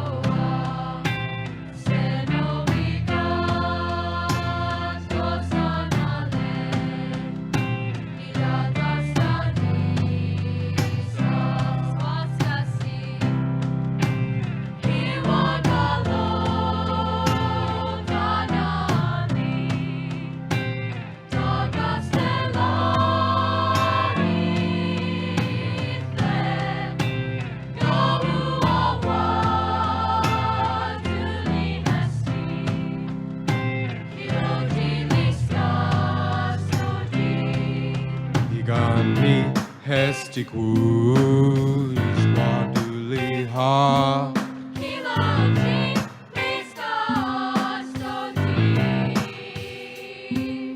Igano sela ali stella.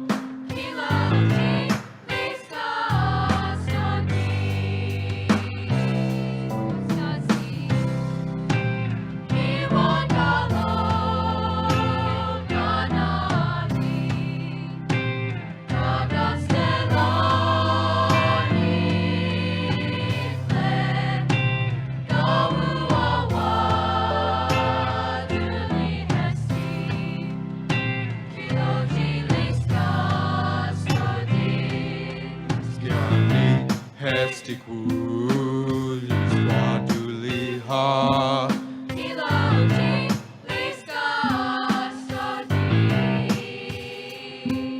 Igano sela ali stella.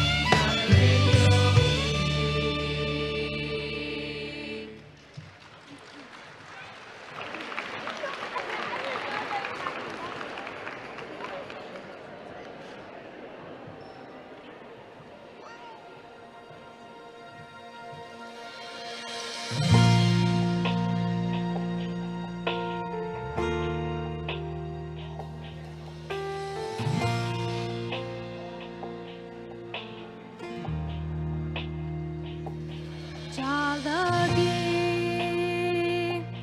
we are many.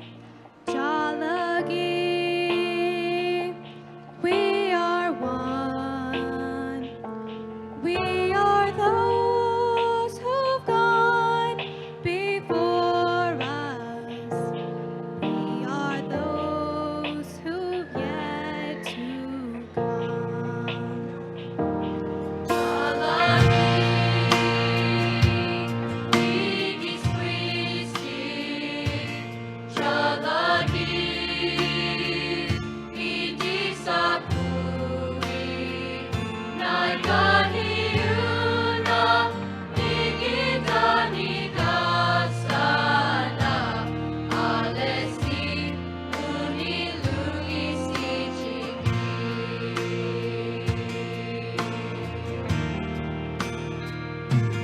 We have crossed a mighty river.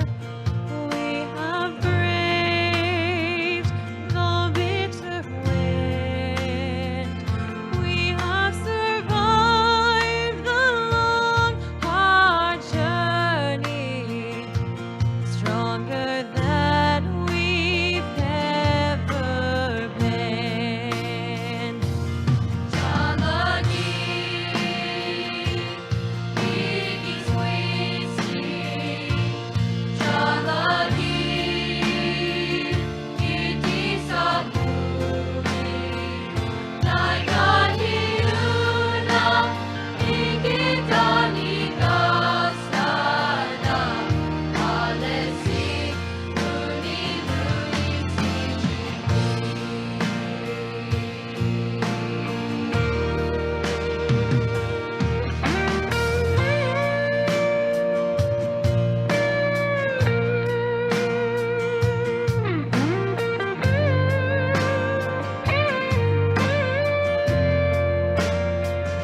We have survived the long, hard journey, stronger than we've ever been. Jalagi, we are many, Jalagi, we are one. We are those who've gone before us. We are those who've yet to come. We are our mothers and our fathers and our children yet to come.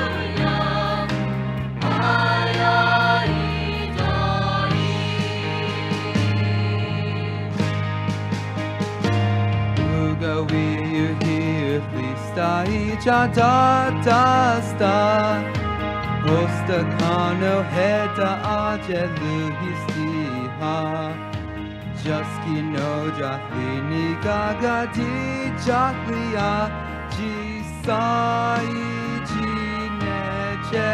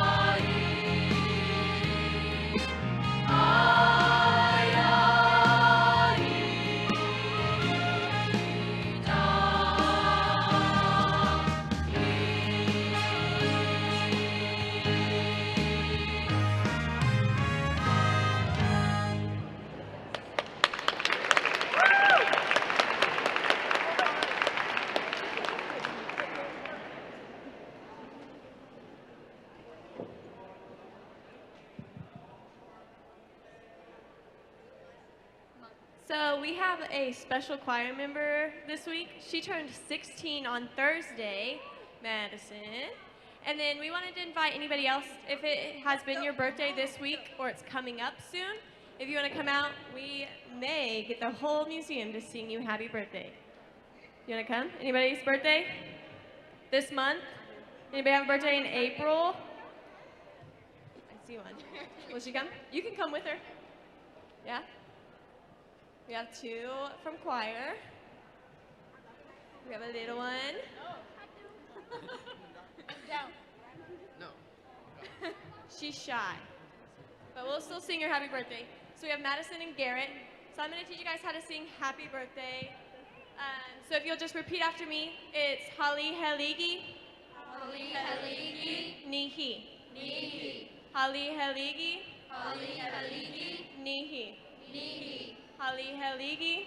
Holly Heligi. Iga. Iga. Holly Heligi. Holly Heligi. Nihi. Nihi. So if the choir will help us, if we can sing happy birthday to our birthday people. Heligi. Nihi. Holly Heligi. Nihi. Holly Heligi. Iga. Holly Heligi. Nihi. Nigo Nila.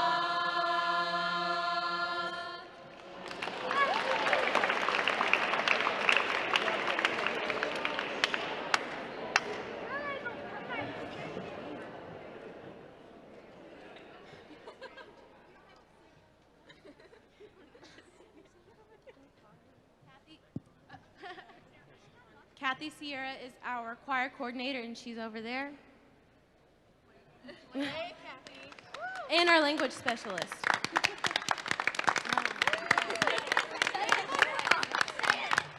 She's my grandma.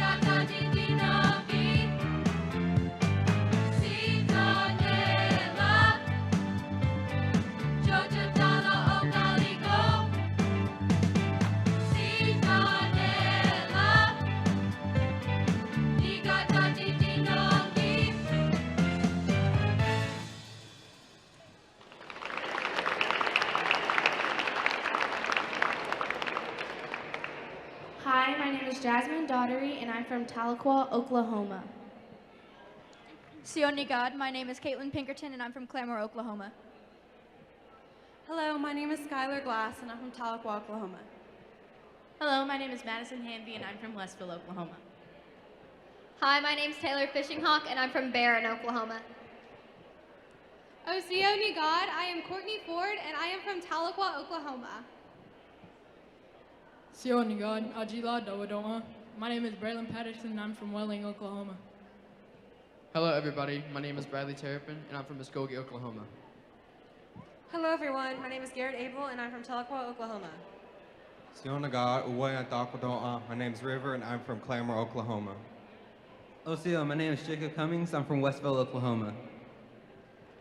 Hello, everyone. I'm Kayla Rooster, and I'm from Halbert, Oklahoma. Osio Negada, Los Dodoa. My name is Emily Baldridge. I'm from Stillwell, Oklahoma.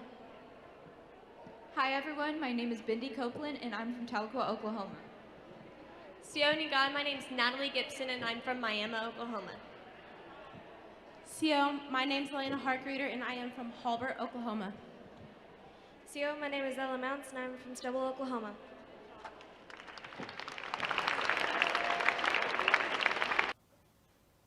This dance category that we'd like to highlight at this time is the Fancy Shaw.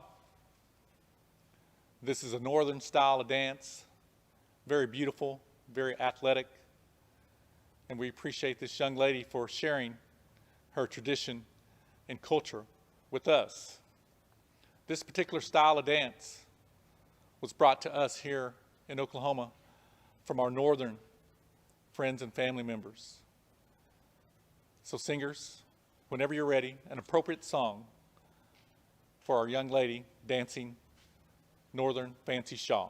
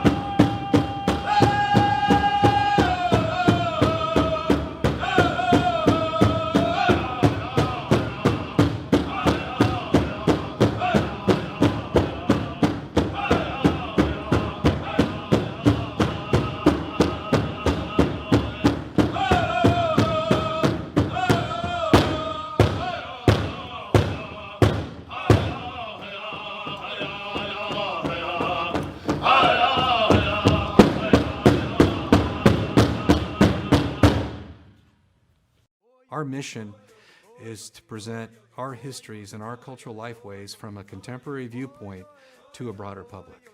The First Americans Museum mission is to present our history and our cultural lifeways and our way of thinking from an indigenous perspective, in particular from the 39 tribes here in Oklahoma, and we're working with all 39 tribes that are present in Oklahoma to tell these stories and to bring those voices of those tribes to the forefront and being able to tell our stories.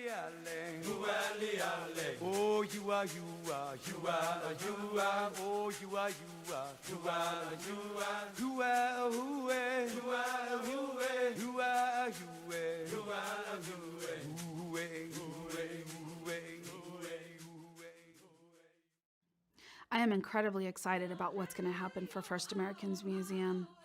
Opening day is just day one, and the plans for where we want to take First Americans Museum in the future, both expanding our capacity to provide international, national, and regionally significant exhibitions for our audiences, as well as finally figuring out what it is that we can do that serves our community beyond simply being a colonial institution of a museum with galleries. This is the thing that we haven't done yet. as we have explored our role with the tribal communities and thinking about how their contributions are helping us to get open. What we haven't fully explored yet is what our role is in helping the tribal communities. What is that reciprocity going to be back to them? I believe that there is a fundamentally unanswered question when the museums, and First Americans Museum, I think, will be a leader in that, when museums can think back, not just what has been taken from Native American communities, what has been taken from First Americans as far as history and land and all of that. You know, one of my wishes, and this is for every museum, the National Museum of the American Indian, the Idle-Jord, the Autry, the Herd, that they really show Native Americans today, that they show the past, present, and future, as Jim Pepper Henry talks about, but they really show Native peoples as today, because that is, I don't necessarily think it's missing in our museums, but we don't have enough museums, and I think that's what First Americans will do. And many people, I'm going to say Europeans, I'm going to say many people in the United States, they don't know about Native peoples. They don't know how vibrant tribes are, and they don't know about the diversity. And so that's my wish. Our ancestors gave us the opportunity to be on this earth and to allow us to walk whatever path we're going to walk. And if it wasn't for them and their persistence and their survival ability, we wouldn't have the opportunity. Once again, we wouldn't be having this conversation. And because they made decisions that were in the best interest of their families, they survived, and they continue to survive. If you look at the history of the Chickasaw Nation and where we come from and where our migration legend brings us to someplace in the east, and then we had to side with the British against the French, you know, we had the initial contact with Hernando de Soto, and they made decisions that allowed them to survive, you know, de Soto's march across the southeast. And to where the point they routed him and they mortally wounded him, and he died shortly thereafter in Arkansas. So, you know, my tribe made decisions that ensured their survival, and they've done that throughout history. You know, and the tribe is a force to be reckoned with here in the state of Oklahoma. Like a lot of other tribes, you know, are an economic powerhouse. They employ a lot of people in the state of Oklahoma that are not tribal members. So, we've had the opportunity because our ancestors, our leaders, made decisions that allowed us to be here and persist given all the odds against us.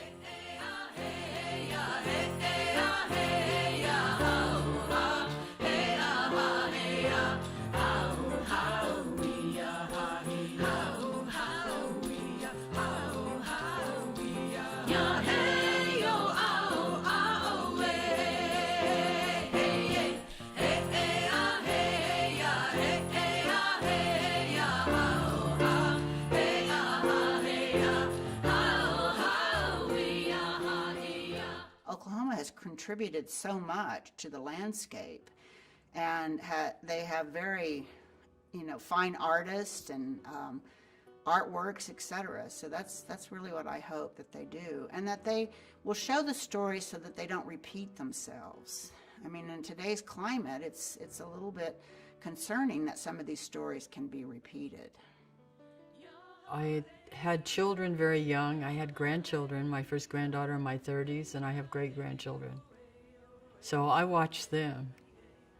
And what I understand by watching them is, one, that it will continue, that Native nations are very alive, more than ever, and that, yes, our societies change. Any living system that has vitality in life changes. That's the nature of it. And so, of course, it's changing, and we're changing. And so I think, and of course, you bring all these Native nations together at a school, you're going to have children that, you know, are more, that's a big change, or more than one nation. I mean, when I was growing up, I'm enrolled and I'm a member of the Muskogee Creek Nation. My mother is Cherokee and Chickasaw, etc. You know, but they were all tribes next to each other. But now you have these tribal nation associations and bloodlines that are mixed from you know, combinations you would never have. I think what can we do now to make a difference in the lives of those that follow us? You know, that's the important part, because if when we don't do our job here, they're not going to have the opportunity down there. And that fundamentally, no kidding, applies to what's going on in the world right now. If we don't do the things we need to do to ensure the survival of, you know, our family and our family's family and our family's family, then we haven't, you know, we're not doing what we should be doing.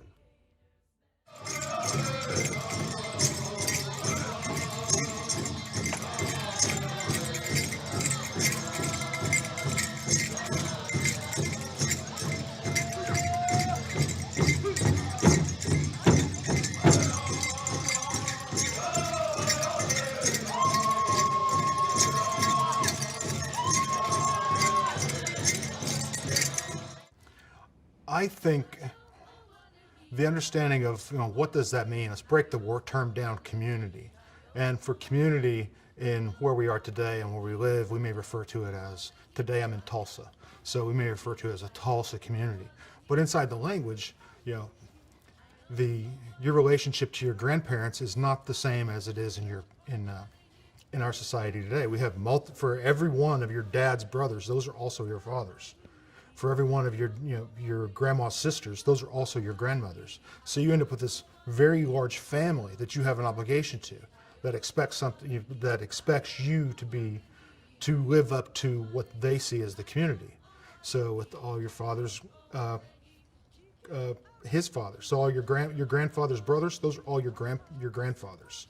So you have this very large family unit, and that's absent today, where we see a lot of people that don't even keep in contact with their first cousins and don't even know the names of their first cousins. So we will have, you know, dozens of uncles and aunties, and we have, you know, handfuls of grandmothers and grandfathers.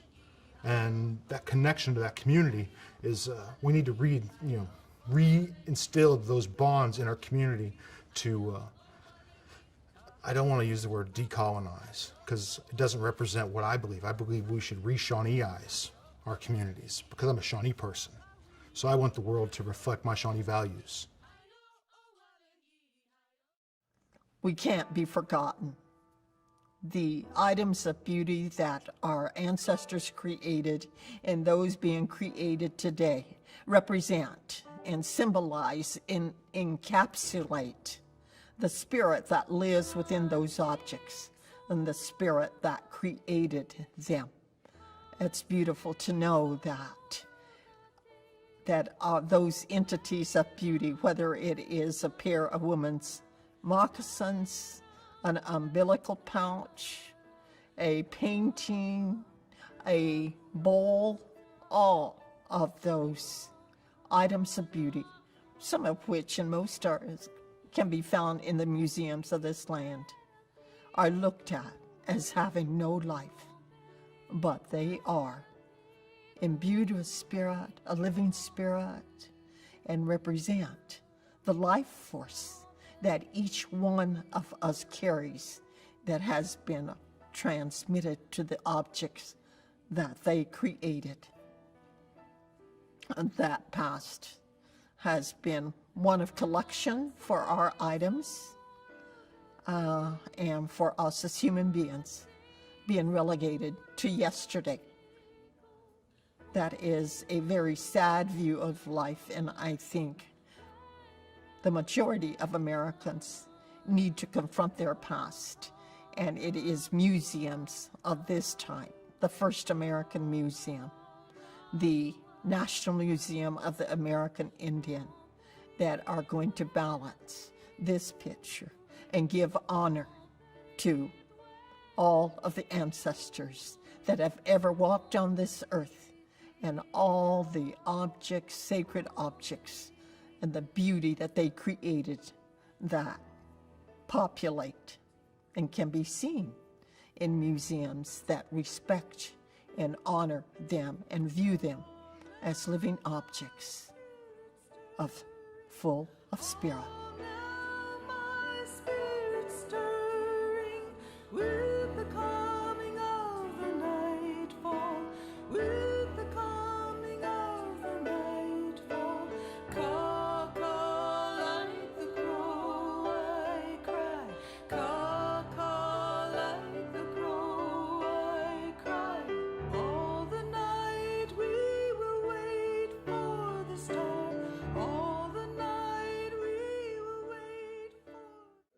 it is a flow of people that come from Oklahoma, and it's, you know, I'm involved with the Muskogee Creek at-large association here in New Mexico, and a majority of our Creek citizens and Seminole citizens live out of, you know, out of the original allotted lands there. So when people come to the Institute of American Indian Arts, that's one place. Other people come out for the Gathering of Nations and big tribal events, and they don't leave. You know, I came out here just for a semester or two, and I never left. And I started getting involved in, you know, not only in the culture, but there's the culture of the arts.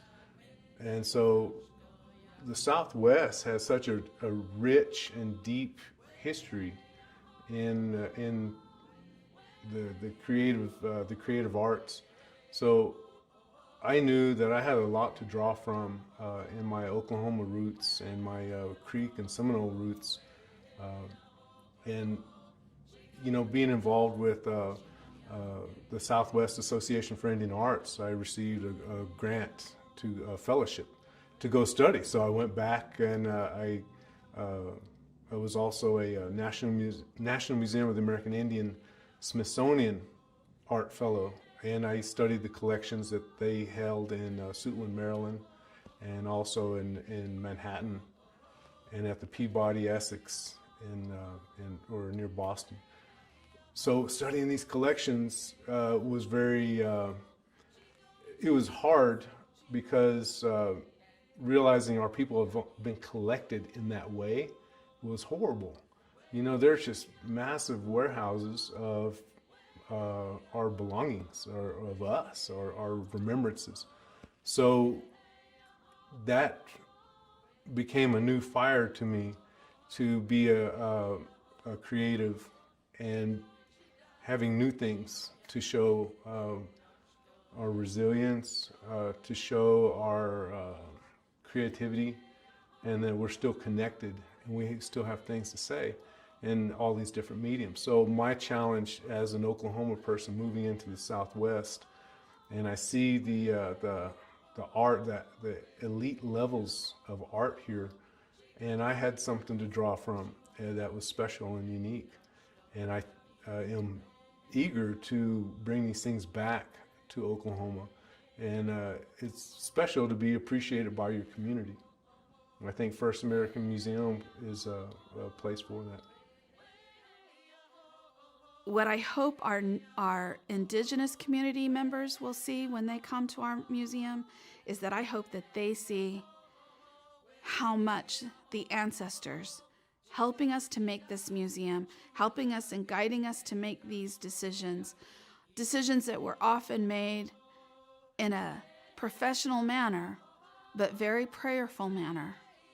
I hope that they will see how much that we have valued them, how much that they are loved, and I hope that they feel good from this. I hope that they come away feeling empowered and recognizing that their survival is much more than just their personal survival or their family survival, but it is also affirming our capacity to take our culture not just into the 21st century, we're already here, but into the 22nd and the 23rd, and remembering that we, as we are in the present, we are both only one link away from the past and one link away from the future. And that as we move forward, we're taking our cultures with us, and I hope that this museum helps to encourage our Indian people to think that way.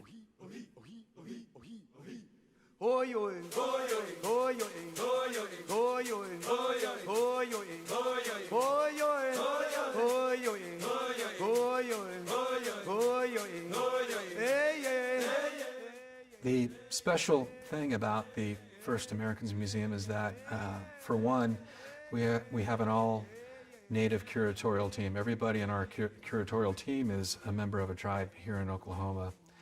And it's been done before on a smaller scale, maybe with smaller exhibits, but in our case, we are telling our history, our native Oklahoma history, from the perspectives of our tribal members. And there's a whole side of history that's never been told or has been ignored that we're able to tell now at the First Americans Museum. And bringing these objects from the Smithsonian helps us tell that story. These objects are really a metaphor for what happened to Native peoples. That same thing that happened to us happened to these objects and vice versa. And so bringing these objects back will help tell us that story of that particular time period. But we're very excited that nothing on this scale has been done before. We're coming at this vantage point from the first person perspective, not from the third person perspective, which is what you would typically see in a museum.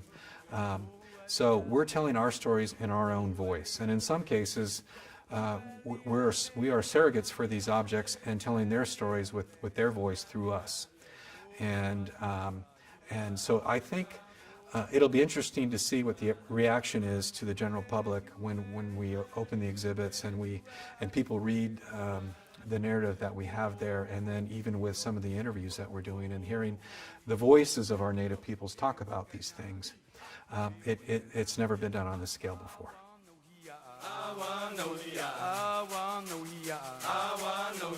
We going on down. We going on down. We going on down. We going on down. Down to Muskogee Town. Down to Muskogee Town. Down to Muskogee Town. Down to Muskogee Town. We Yona. We Yona. We Yona. We Yona. We Yona. We Yona.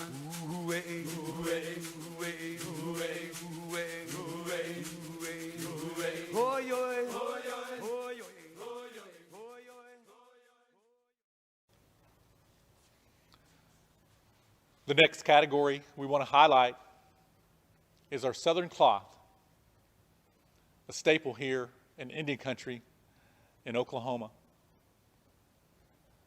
Many of our champion dancers hail right here in this particular category from Oklahoma.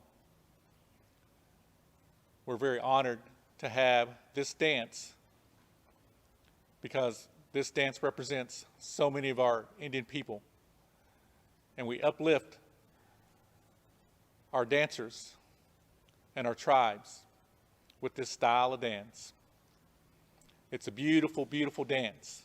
So singers, again, whenever you're ready, a song for our Southern cloth dancers.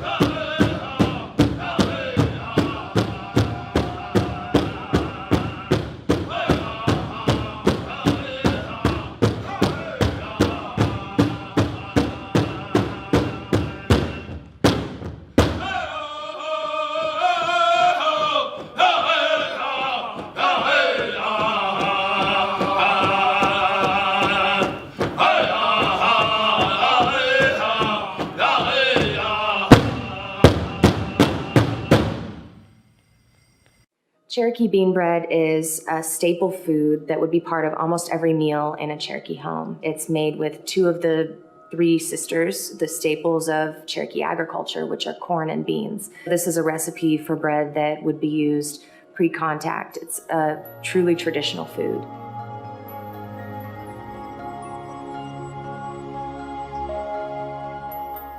For this modern recipe, I'm kind of marrying together the idea of Cherokee bean bread with tamale preparation because they are such a similar type of dish. We're going to be using corn husks to put these together. Traditionally, with broadswords or any kind of bean bread, you use corn leaves. But again, bringing this dish into our homes, you can't necessarily go and get corn leaves all the time.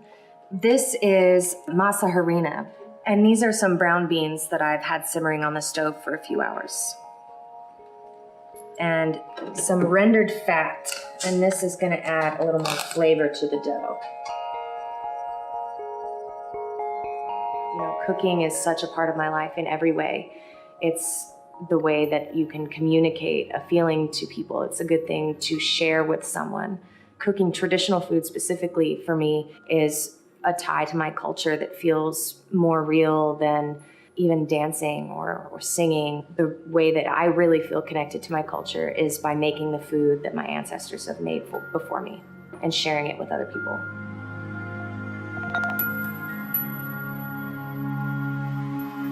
As it gets to this consistency, I like to get my hands in there, make sure. The only way to know if you've got enough water in there is to get your hands in it. So I'm just grabbing kind of a fist-sized portion here for my first broadsword. And we call them broadswords because of the shape. It's kind of a flat, oval-shaped bread. I'm just gonna put it in here, and then wrap it up. And it will steam in this pot.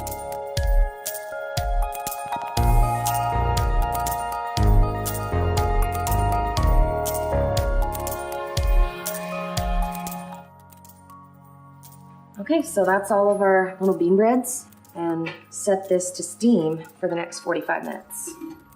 Been on the stove for about 45 minutes. I'm just gonna check and see if they're done. And these look great.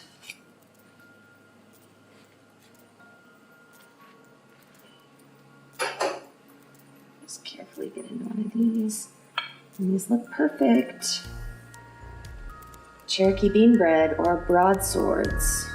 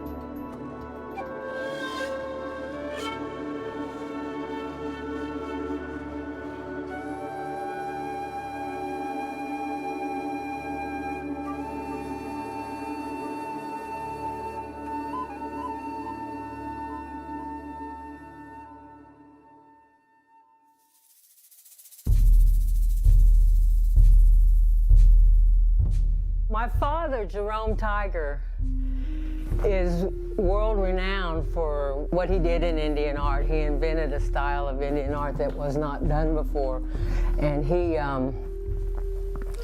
made usage of colors that weren't used before in Indian art. In fact, the colors that they cleaned the Sistine Chapel Michelangelo's colors, after they cleaned, the ceiling, were pastel colors, beautiful.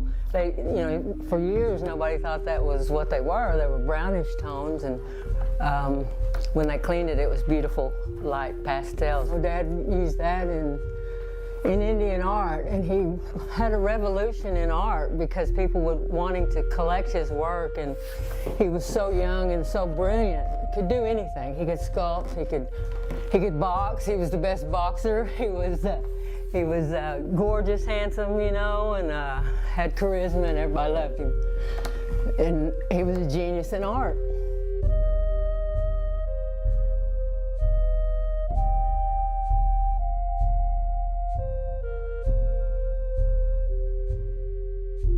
He's a sculpture artist. He competed all over the country and was not allowed to compete in some because his art was so different, and he'd always win. The style was completely different from the other competitors. He was put into his own category a lot of times.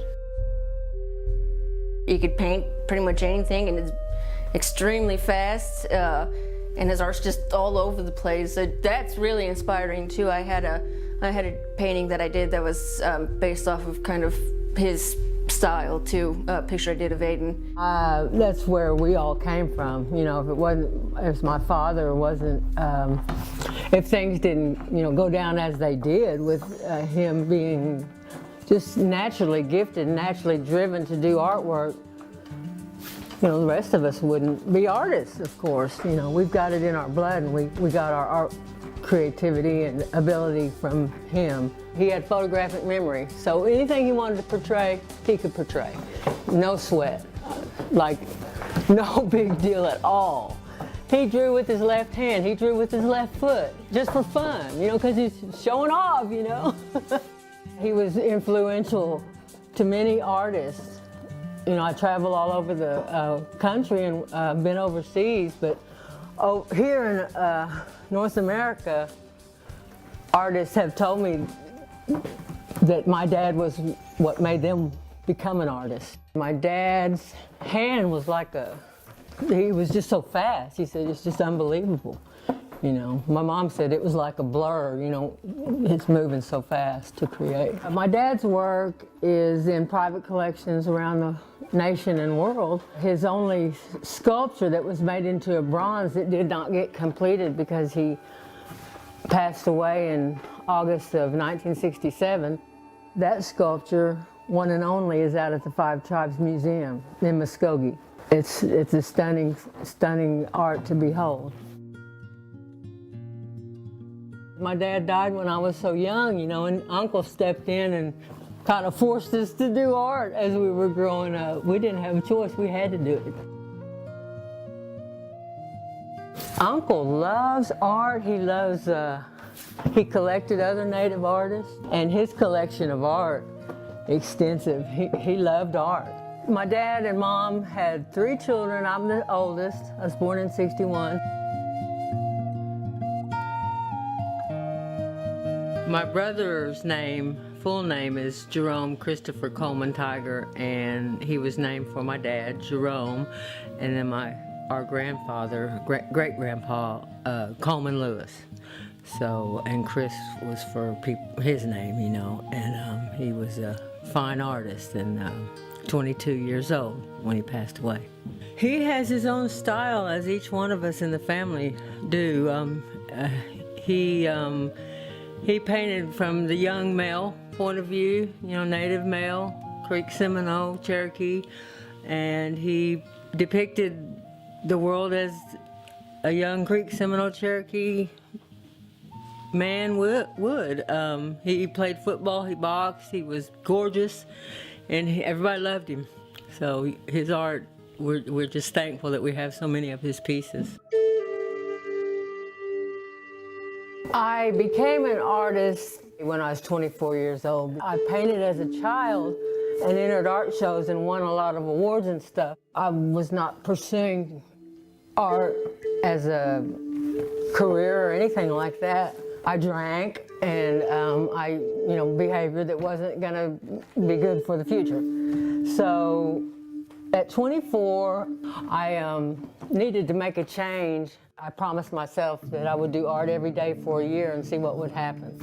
So from that point on, I never quit, and things, you know, that was the best decision I could have ever made. It was what I was meant to do. To tell my story as a Native American woman, that's what I do with my art. I didn't start out knowing that that's what I was going to do, but that's what I did. At that time when I made the decision to be an artist, it was either that or the alternative was very, you know, could have been very dangerous. So art is my life and was the life of my dad, my uncle, now my children, you know. So it's more than just, you know, a painting or creating a painting, it's our life.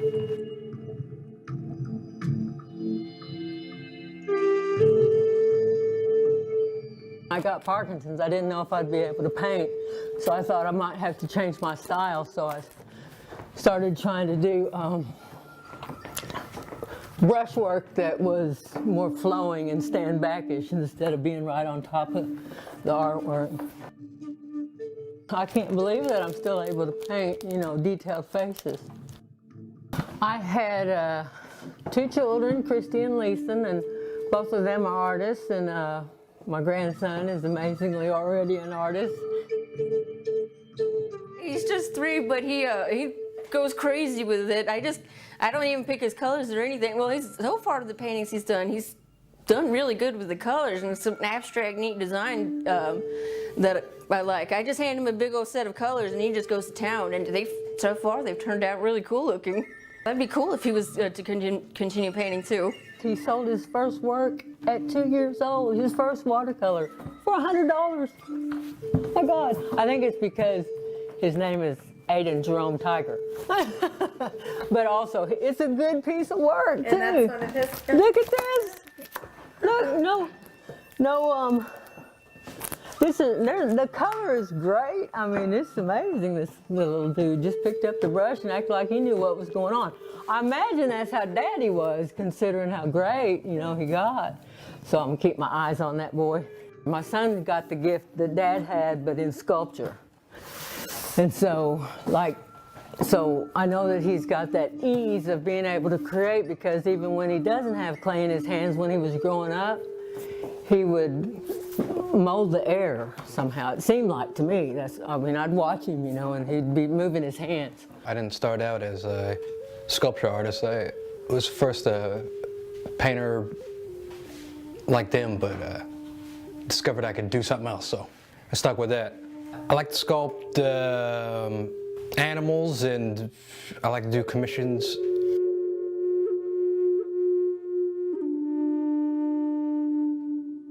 I bought her a notebook when she was 2 years old and a pencil, because I was kind of broke at the time. So I just bought, everybody made fun of me too for buying this spiral notebook and this pencil. But I swear from that day forward, that girl you never see her without the notebook and the pencil. She drew every day of her life. So she taught herself. I paint for a living, acrylic, gouache, watercolor, variety of different things like that. I paint women, and I try to do more modern, fashionable women. I get to use my imagination and bring it onto canvas as best I can, and I like being able to see nowadays that that my art is, I can see it growing now. For a long time it took me a while to see that, but I'm finally seeing like the progress I'm doing in my art, and I like the way it's going these days. Just letting people know that we're here and that, you know, still going strong, and I'd like to think with my art too that, you know, if someone might be inspired to say like, oh, that looks cool, I maybe check out what else this has to do with. I do use traditional patchwork designs on my work, and so I use it loosely based off of the old designs and dresses and stuff like that. I try to make it as eye-catching as possible, and I'm really trying to focus on details and designs nowadays. I used to be more vague about it, and I didn't use quite as much patchwork, but I really want to focus on the details. And so, you know, if someone would be interested in seeing that, you know, I put a lot of work into this, and someone, you know, would be willing to check out the Creek side of it. I've looked up old like the same way that I looked up Old Creek traditional attire, and I kind of did my own twist on it and made it my own colors and designs. But for the most part, for the same thing with those, the patchwork is all based on actual patchwork, and it's loosely based on actual Creek old-fashioned attire. We are creative people. Our Native people have a story to tell. We have different ways that we've lived, and we know things that the rest of the world should maybe listen to, because it has to do with health and wellness and listening to the plants and knowing medicines, and so we're all in this together. So that's what I've seriously got to take care of and learn more, because I've got Parkinson's and I'm doing quite well. I've had it for a long time, but I want to be better, and I'm going to get better, because I believe that there's a way to get better. Help the young ones coming up to see that it's possible to live your life as an artist, because we've got a unique way of looking at things, and we have a message to share, about being healthy and living healthy. Native American art is always could use help from public recognition to branch out more and grow more. And I'd like to thank my mom's attempts to make Native American art more prevalent in the U.S. As one step. I want to keep the Tiger family staying successful, and I want to help my mom achieve her goal of making the Tiger family art more out there and help the Native American community.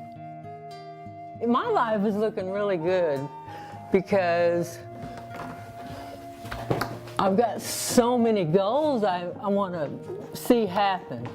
And they've been happening, but when you get an illness that slows you down, whatever, everybody deals with everything, but I got to learn how to use my time so I can make the most impact. So when I feel good, I go. But I've got a whole heck of a lot of important stuff I'm doing, and I will pray that it can happen. So that's what I want to spend the rest of my life molding for the next generations.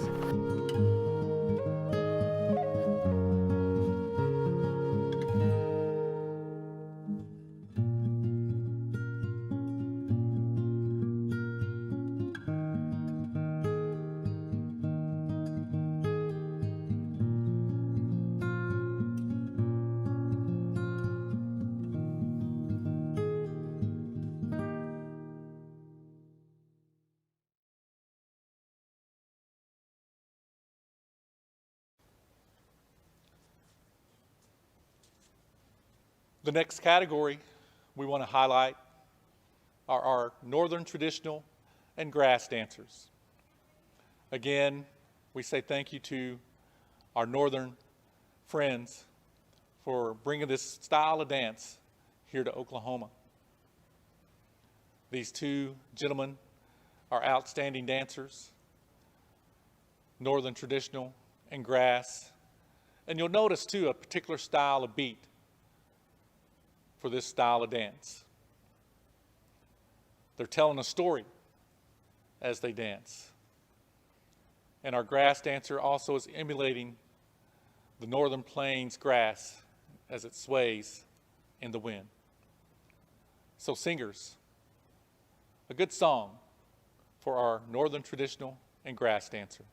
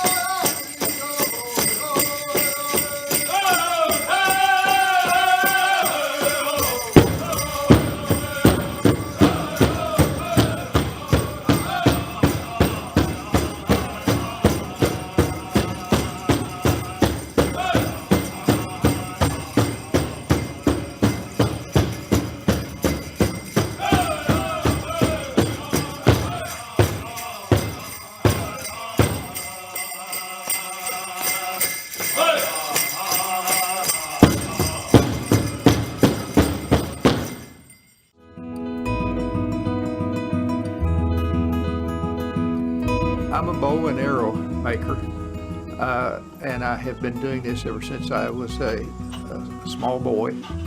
First bow I made, I was 8 years old. That was about over 70 years ago. The wood dictates how you make the bow out of it. Listen to the wood. It will talk to you. I learned from older Cherokees, and that's the way it had always been handed down. There was nobody had actually written down the details for making a bow and arrow. I knew that it was becoming lost, and so in an effort to try to preserve it, I wrote the book. Handing the heritage down to the younger Cherokees is very important. My name is Al Herron, and I am a Cherokee artist.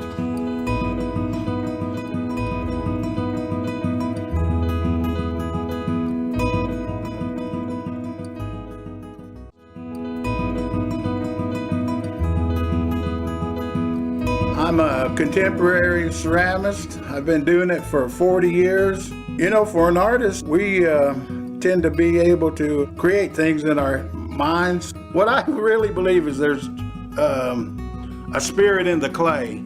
So when I'm working, I try to let that spirit of the clay evolve. You know, the older you get, you start to think about legacy.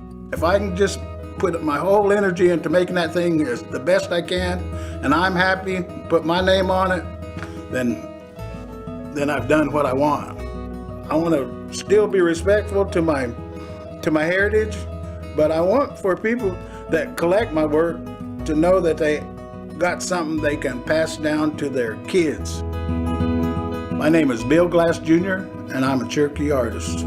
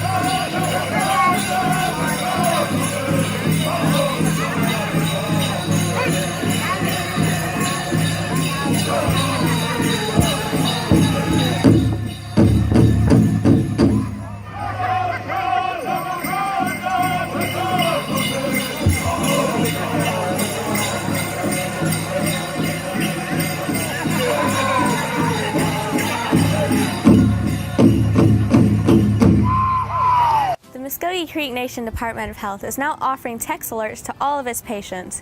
Patients will be texted periodically from the Department of Health with updates on scheduling medications and alerts. You can opt out of these texts simply by replying with the number 2 to the messages. Stay safe, stay healthy from your Muskogee Creek Nation Department of Health.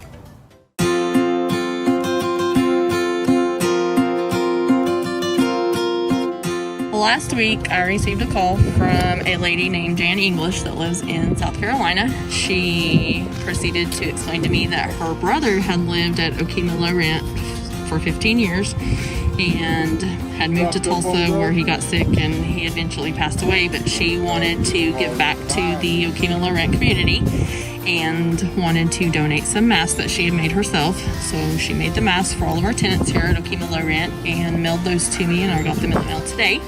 And we are here today to deliver them door to door to all of our low rent tenants.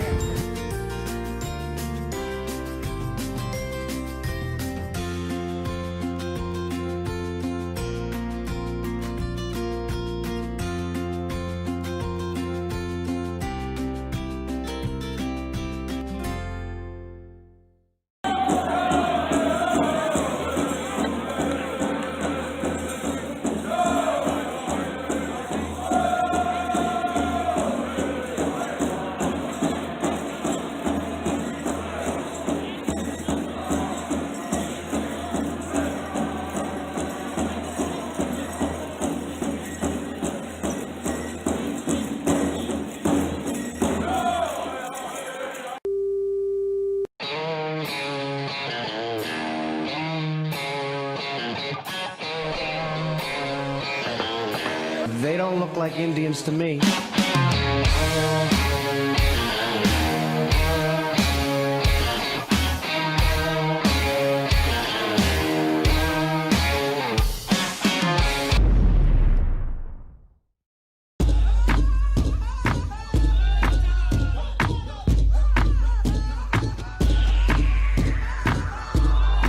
Our children today aren't able to be dismissive of this, mainstream story and imagery where we're not represented, and I think it has a deep psychological impact.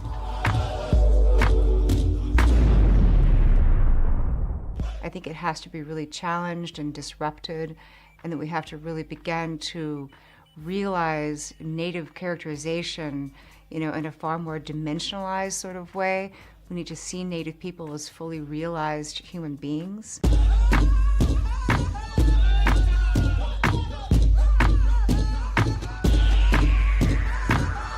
That is basically extermination. It's extermination by narrative. The erasure of our people is so extensive that it has come to a point where it's not even intentionally trying to discredit Native people. We're not even in the room.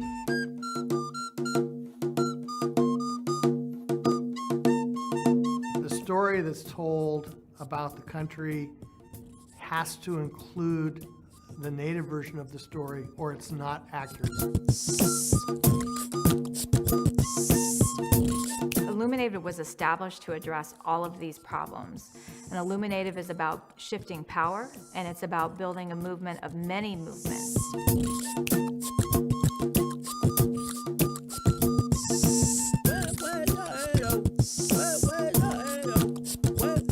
The research showed that there's an incredible market demand for Native American stories and voices. And so there is an incredible opportunity here for Hollywood, entertainment, all kinds of institutions within pop culture to meet this audience demand that wants to hear Native stories. They want to know more, not only about Native history, but the contemporary realities and stories of Native peoples today. Native people have changed. We're fully contemporary. We are contributing to society. We exist in all domains and spaces of American society. Illuminative is addressing the distortion of Native American history in K-12 education by working in partnership with students and parents. Illuminative is addressing the invisibility within pop culture and media and ensuring that Native stories are being told. The time has come for this country to not only reconcile itself with its past, but its present. And only if we're going to build the future that we all want, we need to be able to move forward together.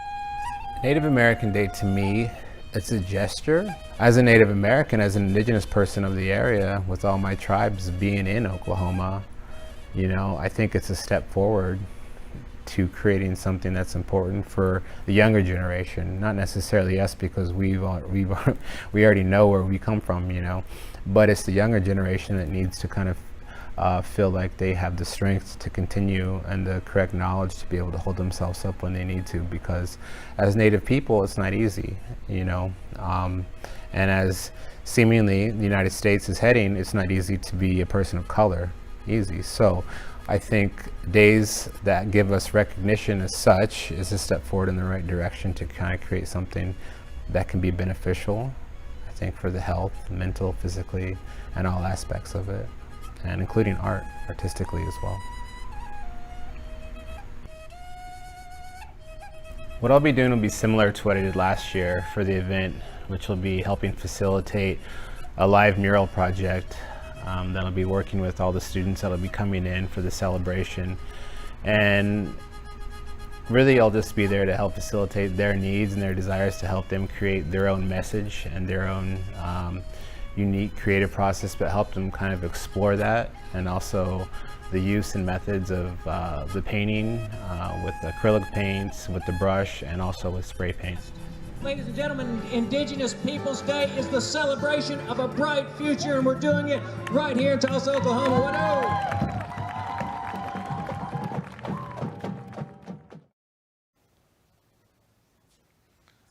We're honored to have with us a straight dancer. The straight dance hails right here from Oklahoma. Many of our world champion straight dancers got their start right here in Indian country. This style of dance we are extremely proud of. The way they hold themselves as they dance to the sound of the drum. They too tell a story. And the beautiful regalia, patterned after a family trait, a family tradition. So singers, whenever you're ready, a good song for our straight dancer.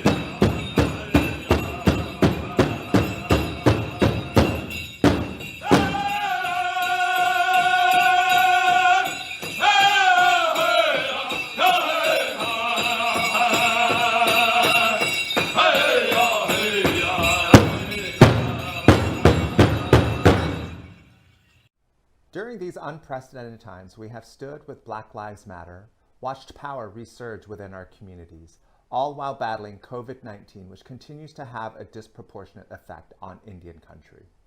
We hope that you'll find hope and resilience within these videos made by some of our program's alumni.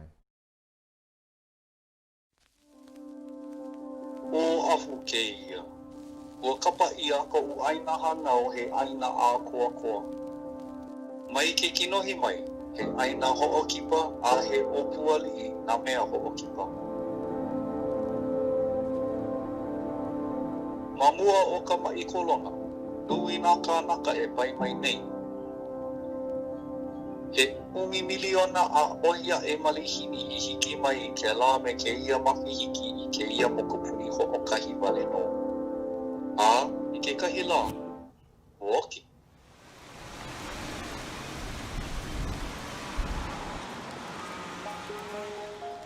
Ua lilo ke kahi mau oihana a'ohe hana no nā kanaka he nui. Aka I maua e ke nana aku ka hana ua hauoli I ka ole o nā po'e malihini. Ua maupopo pono, a ole maika'i ke ia oihana ho'okahi no nā kanaka he nui wale a he wāhuli au no ke ia. Nā kekahi puolo Hawai'i I kākau I kekahi palapala me ke kuana I ke Hawai'i no ka pono o ke aupuni. Our Aina Aloha Futures Declaration is really dedicated to the concept that our ancestral values are essential for rebuilding our economy. The same ancestral values that cared for our lands and our people for centuries are the values we need to rebuild and establish a new economy for Hawaii. Now that tourism has paused, we recognize we can't be solely reliant on one industry. And really, the future of Hawaii is about investing in our lands and our people. You know, with everybody in Hawaii looking to diversify our economy because of this pandemic, the truth is that the film, television, and streaming content industry has already been a huge success. With tourism at a standstill, we can safely resume production and have a big impact for people here in Hawaii. He leo o iwi wau I ke ia oihana ki I oni, a mahalo wau I ka ike kupuna, ka oni pa'a o ka lāhui Hawai'i, a me ka mana o ko mākou mau mo'olelo.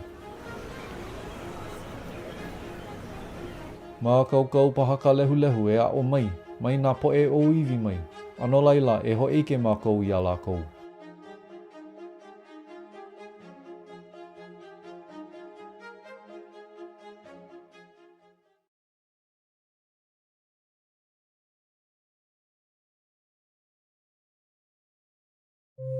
The most important thing I continue to remind myself during this pandemic is the resiliency of Native and Indigenous people, of Pueblo people, will give us the strength and guide us on the right path that we need in order to survive.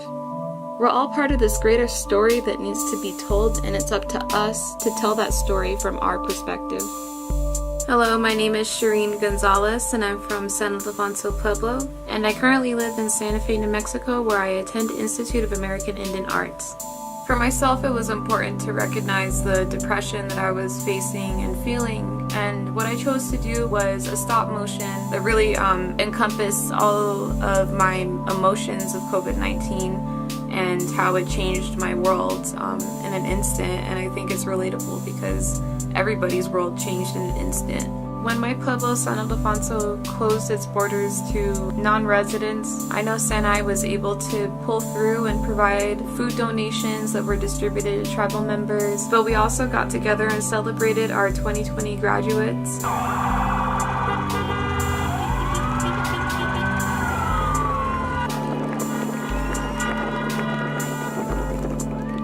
So I think the graduation parade exemplified how strong our communities are when we all come together. My name is Andrita, people call me AJ, and I live in San Alfonso, Pueblo. And I hope everybody, like in New York, California, people that have the corona, be okay. For me, my ultimate goal is to be a role model for younger Pueblo kids, Native and Indigenous kids, about what storytelling can do for them and how it can help them work through these problems. And I think it's up to us to be able to figure out how to tell our stories respectfully and how to tell them powerfully, but also how do we strengthen our tribal communities through these stories too. I think the silver lining to this pandemic is that it's really making us pull out the strengths within ourselves.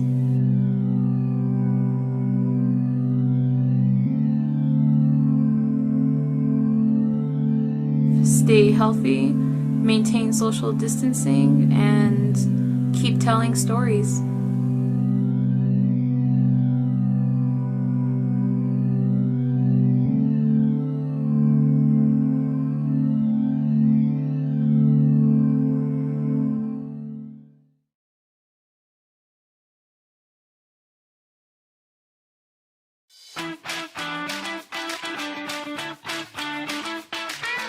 Choppa. The U.S. Census only happens every 10 years. No way. The census impacts nearly $700 billion in federal spending. Pa'o. More people who take the census means more money for your community. Yeah. By taking the census, we're making a difference.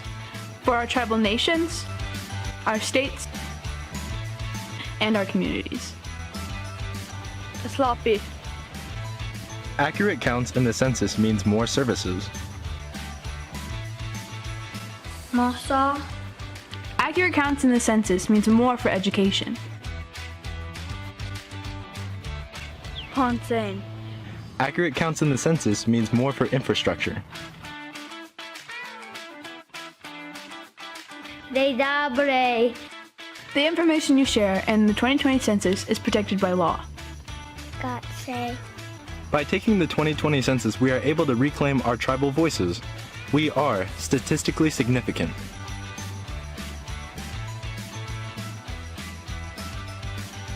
Pilot. It's not too late to take the census. Visit www.2020census.gov. If you don't respond, a census worker will come to you. Make sure to count everyone living in your household. Grandparents, parents, brothers, sisters, children, crazy cousins. Make sure to list your tribe under the race section. Nook Sano Oman.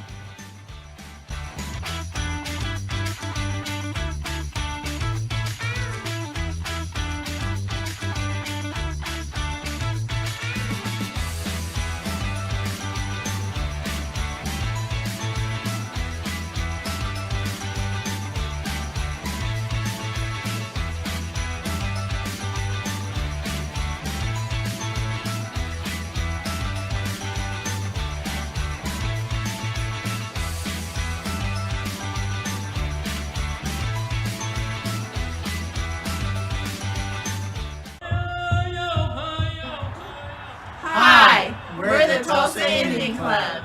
It's Jay. My name is David Bible. I'm chairperson of the Tulsa Indian Club. Hi, Ms. Api. My name is Jennifer Nayamamade, and I'm the vice chair of the Tulsa Indian Club. Ms. Jay.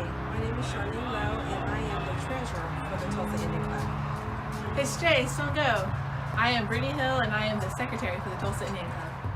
We'd like to welcome you to Tulsa's 4th Annual Native American Day, which will be held on October 12th virtually.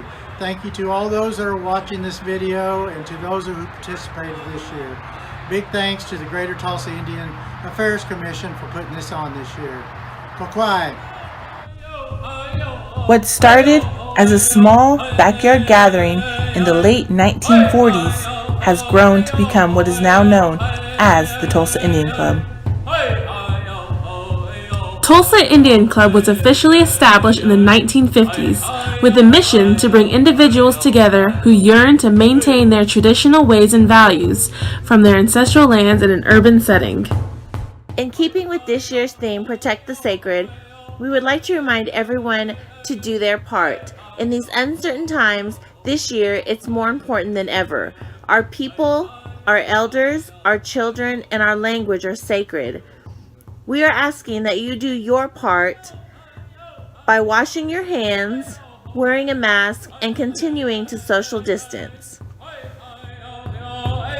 Be sure to like us on Facebook, Tulsa Indian Club /Tulsa Powwow, to stay up to date on all of our upcoming events. Hope to see you soon.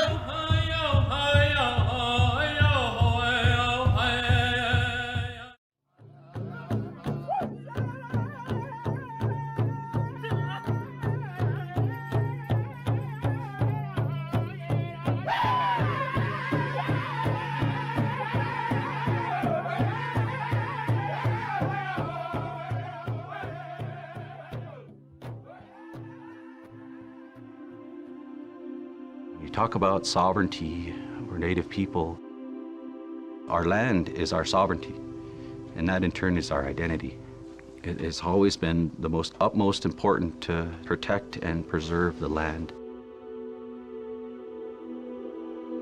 Hi, my name's Andy Work Jr. I'm president for the Fort Belknap Indian Community, real tribal chairman, getting ready to take Guild Birmingham, who's a TV tribal chairman, out to the Powwow and Lodge Bowl here in Fort Belknap.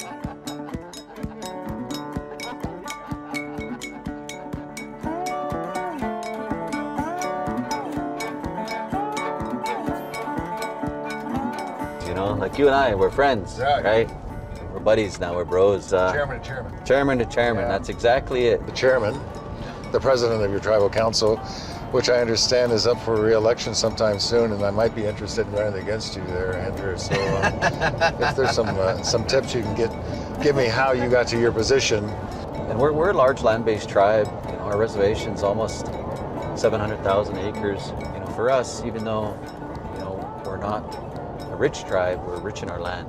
Right. You know, and what's more important than that? You know, it's who we are as Native people, and you know that. Each other is all we have left, you know. Our water is so important because that's obviously one of the biggest parts of this relating to Keystone is the impact that other pipelines or other natural resource development has had on water. And you're now having issues with the pipeline coming through your lands now. It's crossing our ancestral homelands, you know, our territory, our treaty area. Sacred lands. Natalie Landreth. I'm a senior staff attorney and litigation manager at the Native American Rights Fund. I'm currently one of 5 litigators at the Native American Rights Fund that represent both Fort Belknap and the Rosebud Sioux in challenging the routing of the Keystone Pipeline through their lands and resources. The Keystone XL pipeline is like a shortcut. So the entire pipeline is being created to cut off a corner of an existing pipeline and create more convenience for a foreign corporation, formerly known as TransCanada, now called TC Energy, to route its oil from Canada all the way down to the Gulf Coast. It is not even intended for US markets, it is intended for China, and it creates only 35 permanent jobs in the United States. The byproduct of the tribes enforcing the treaty is to protect the water resources against depredation by this foreign oil company. What it will also do is protect all of the people in the United States who rely on what is called the Oglala Aquifer, which is the largest groundwater resource in the United States. It waters 30% of American agriculture and provides drinking water to millions of people. And so many, many Americans are benefiting from these treaties and the tribe's enforcement of them.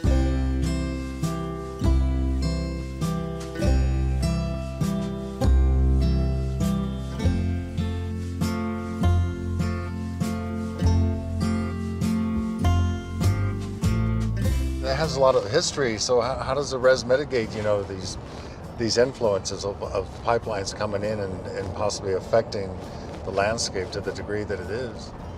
Well, you know, just trying to stress to people, you know, especially our own community or even beyond that, you know, the impact that they have. What happened with that mine, you know, up in the mountains. If you look on the map, there's a little notch on the southern end of the reservation. And the reservation was established in 1887, 1888. In 1895, they did what they call the Grinnell Agreement, but they found gold up there. You know, they tore down the mountain and it impacted the water. In the late 90s, they found acid mine drainage in the water, you know, on top of the mountain where the water flows down, right? Gravity flow, it flows down. The mining company at the time, you know, they seen the writing on the wall and they filed for bankruptcy and they left town and they left us with the mess. And, you know, you have people that come in and they do those kind of things and then they leave and they're not held accountable. That water still flows by, you know, our celebration grounds and our powwow grounds and our Sundance grounds, you know, even where our kids swim. And that's why this is so important. Relating that to what could happen or what has happened with other development like that or like Keystone. And that ain't right. You know, our land is very important, you know, and our treaties are very important. Our sacred sites are very important because, you know, even though we're on our existing reservation now, we have very important concerns about the Keystone Pipeline because of our treaties and our sacred and ancestral sites. Those sites being the pathway of that pipeline. Which is really not a matter of if they leak, it's when they leak. Yeah, that's exactly it. I just seen that in the news recently. I think it's over in North Dakota, South Dakota. There's another leak over there. So we still have sacred sites out there and areas out there that are very, very important to us. You know, where our ancestors were and some of them died. You know, they're still there. Getting back to our treaties again, you know, that was part of our agreement. that would be protected.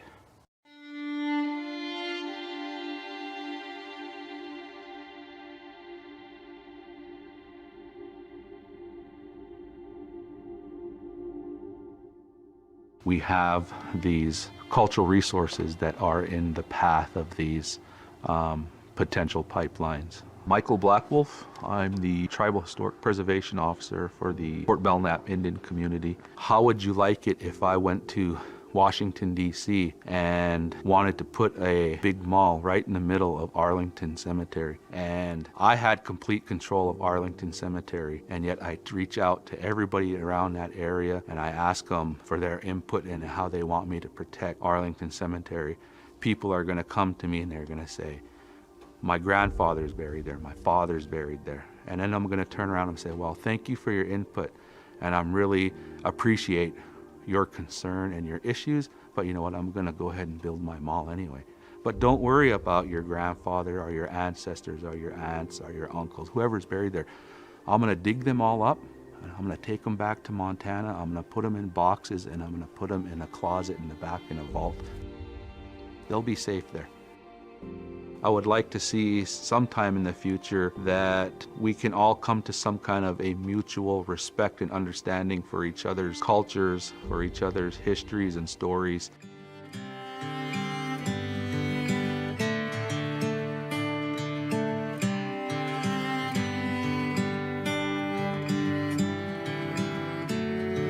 Gosh, this is just such a beautiful country out here. Thinking about generations down the road, protecting this land, like our former tribal leaders, and making sure that we're looking out for our grandkids and their grandkids. 7 generations. Yeah, that's exactly right. It parallels the character I play in Yellowstone, Thomas Rainwater, using the casino revenues to buy back as much land as he possibly can, because it's the only way you can assure protecting it for the way it was before, the colonists came in. But yeah, you'll have to make a run for office. Well, I guess I'll even campaign for you. After this, I'm done. But okay. Campaign. Well, You never know. These people, they take a liking to you. They might adopt you here. After being on Yellowstone, You think I'm real prepped popular. now? Yeah. You think I'll be prepped? Oh yeah. Just playing one. Now I can just be one. Yeah. Why not? So here we are at the powwow. We made it.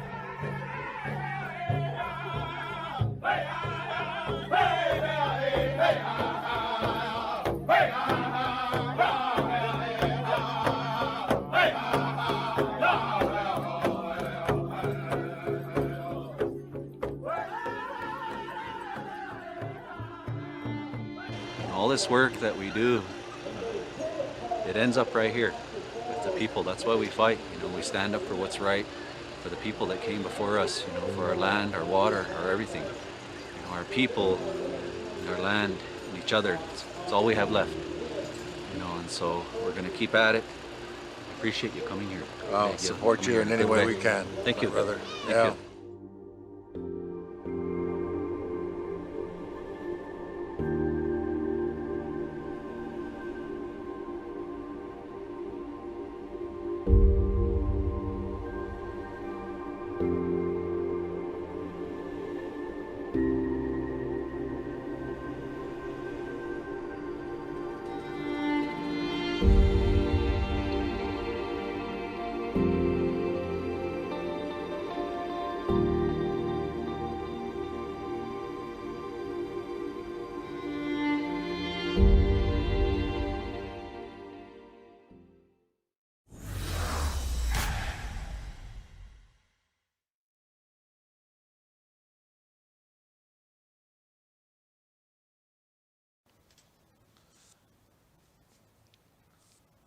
Always an audience favorite at powwows all across Indian country, the fancy dance. One of the most athletic and competitive dance categories across Indian country. These gentlemen compete in the arena, and they bring honor to themselves, to their family, and to one another. The style of dance is very athletic, endurance, and one that takes many, many, many years of practice. Singers, whenever you're ready, a song for our champion fancy dancer.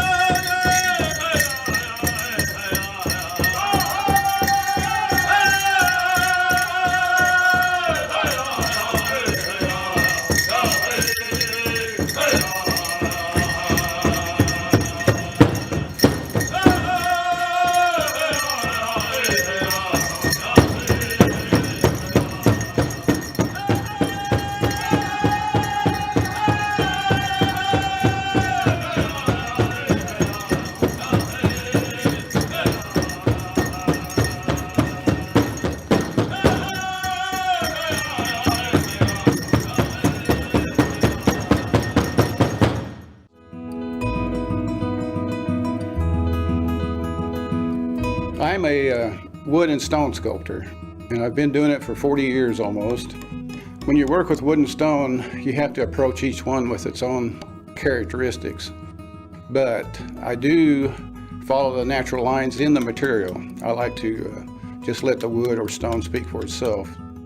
It is kind of like a therapy. I can just lose myself for hours in it, and time goes by without me knowing what it is. Sometime when I finish a piece, I can sit back and I'll think to myself, did I do that? When I'm working with my stone and wood, I keep in mind too that I am representing the Cherokee Nation. I'm a Cherokee National Treasure and was honored for my sculpting, and I try to represent the people in a proud, dignified way. My name is Eddie Morrison, and I'm a Cherokee artist.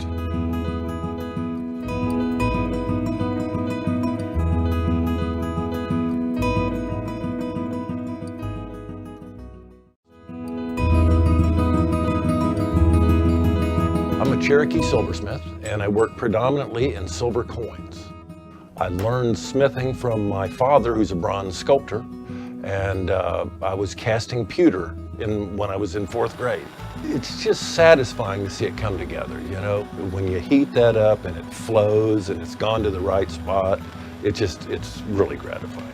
If I look around and I find things and they come together, I feel inspired, and that's the way jewelry works. I feel like my jewelry is timeless. I'm very proud of what I'm doing and the fact that I feel like it is uniquely Cherokee. It's achieved something. I don't see anybody else doing anything like what I'm doing, and that's important. My name is John Knotts, and I'm a Cherokee artist.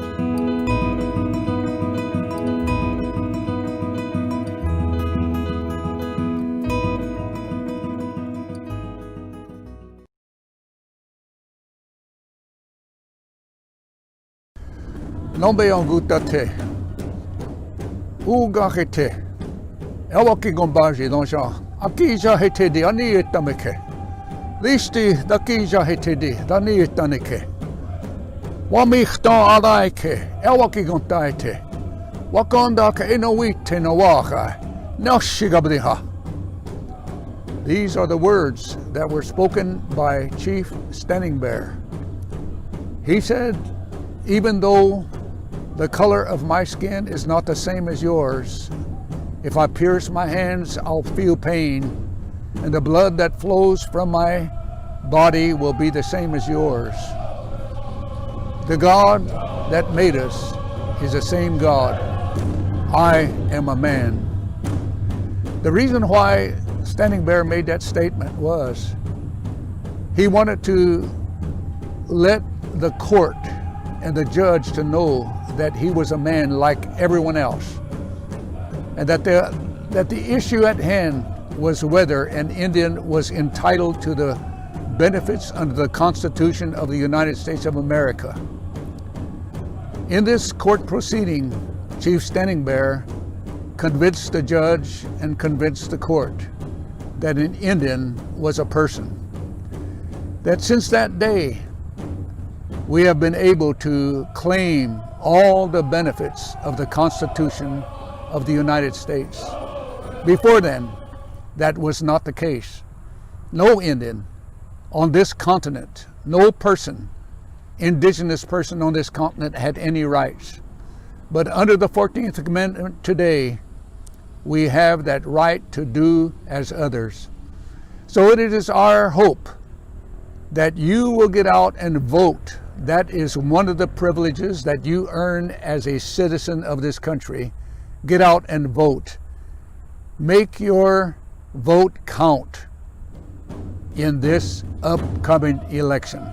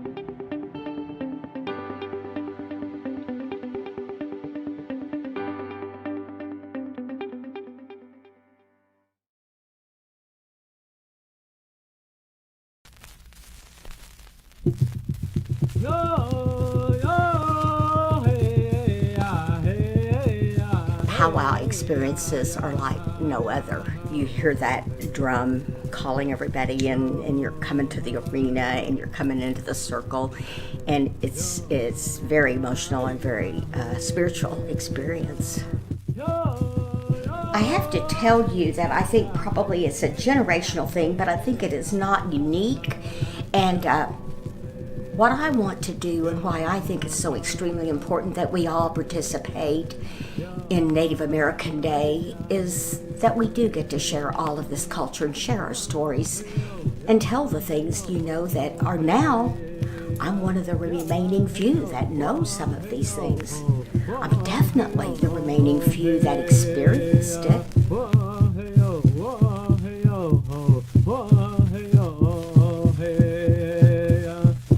I would welcome everyone. There is something for everybody, every age. We're going to have an elder tent, and that will be a good spot for anyone that wants to come and rest and maybe have a snack. We will have food trucks all day, and you will have an experience that you won't have anyplace else.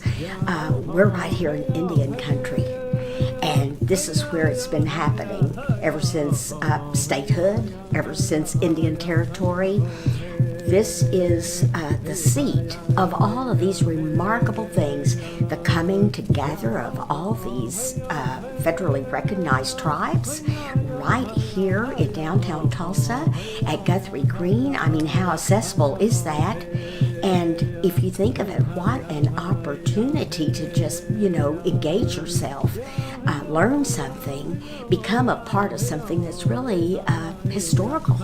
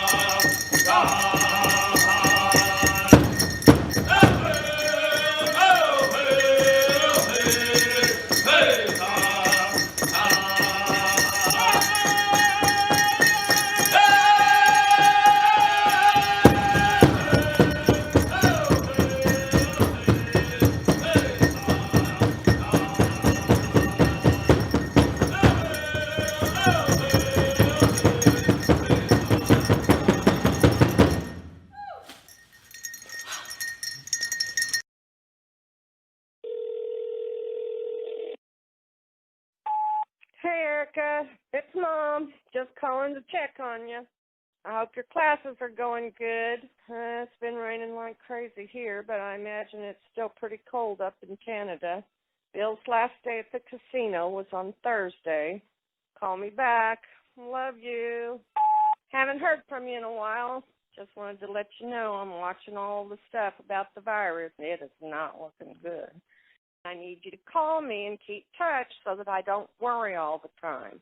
Love you. Bye.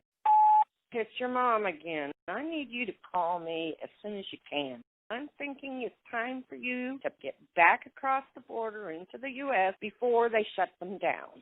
It isn't a joke. It's definitely bad. Call me when you get this. It's nice of Wes to let you stay with him for a while. Drive all the way down without getting out or exposing yourself. Honestly, it's a better idea if you don't even have to pee. Okay, call me as soon as you get there. No matter what time it is, just call me and let me know you made it safe. I love you. Listen, you can't call me between 3 and 6 because that's when I take my nap. I saw where on Facebook that you've been hiking around there. I don't care what these idiots say. Wear a mask. Okay, try again later. Love you. Me again. Marissa has now tested positive for the virus.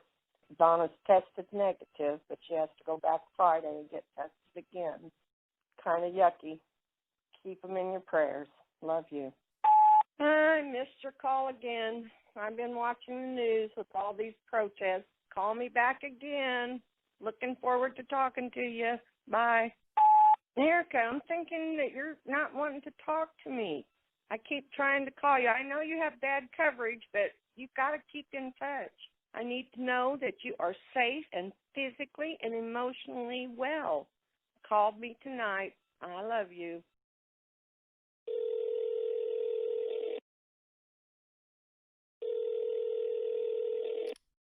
Hello? Hi, Mom.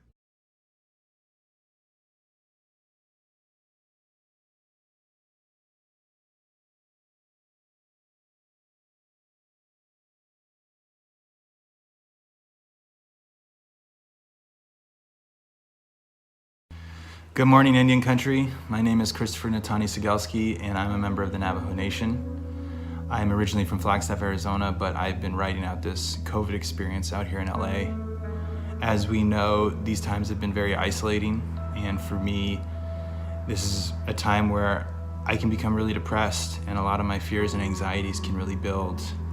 It's tough not being able to see my family back at home, and it's tough to see what the pandemic has been doing to not only the Navajo Nation, but our Native communities all across the country.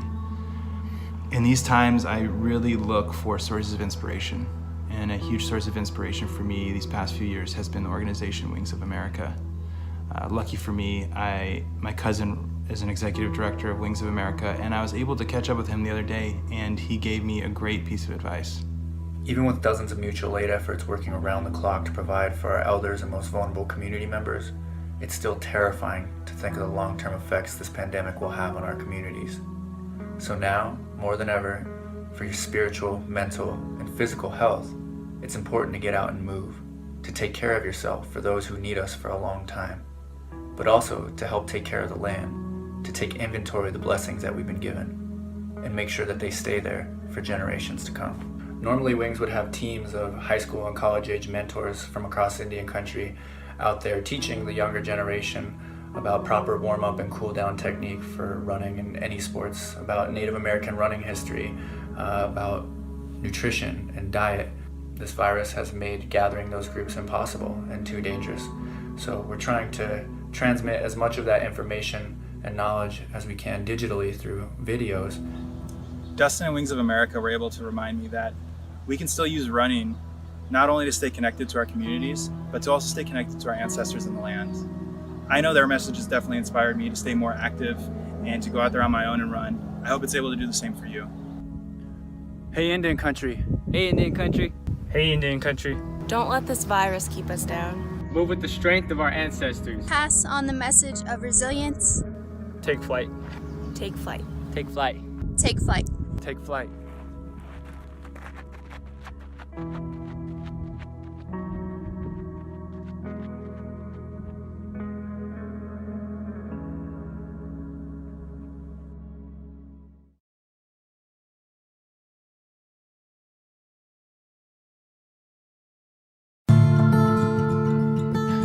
When you look around and see that our art is alive, our stories are alive, that our people are alive and vibrant, and that our communities are strong, you know that Indigenous Peoples Day is not a celebration of the past.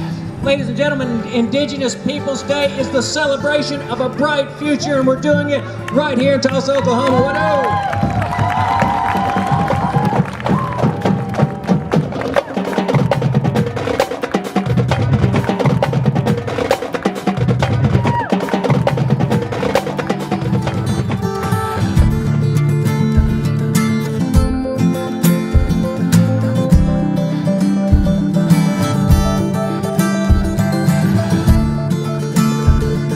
But I want to thank my singers and my dancers who are with us today, that they help us. They're always there for us.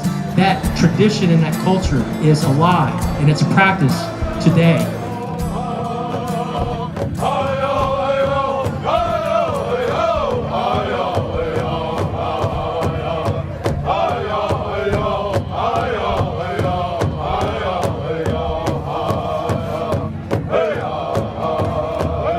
It's your participation that helps this day grow, not only today, but in the plans for the future. So I hope that you enjoy this afternoon. May the Lord be with you and bless you all.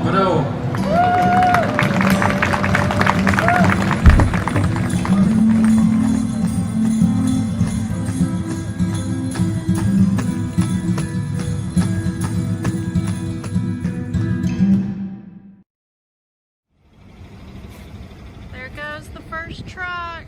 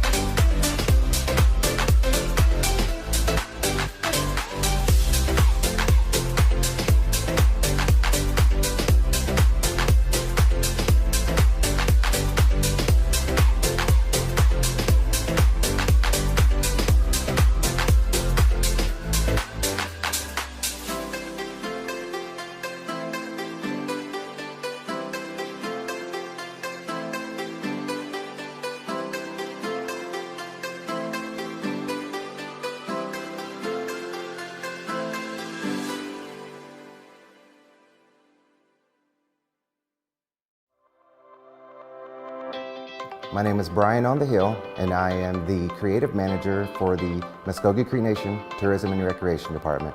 I've always liked to be creative. I liked art class.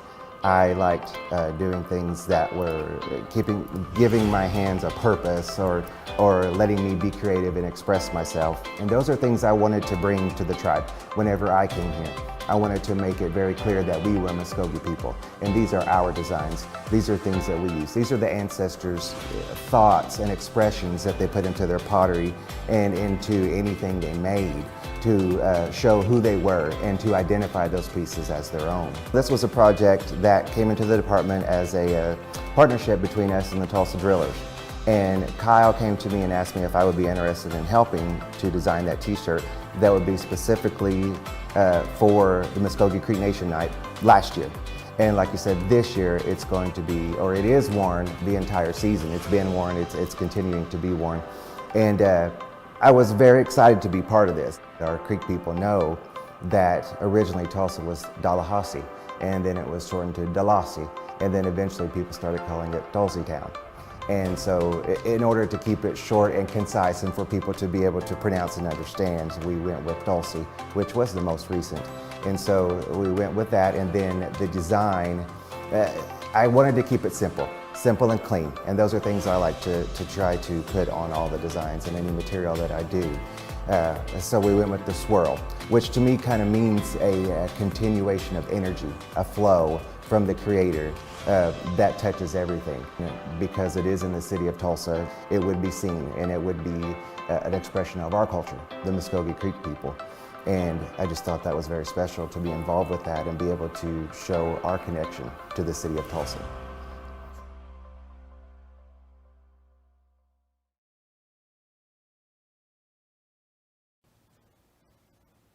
Next, we'd like to highlight our little boy's fancy dance.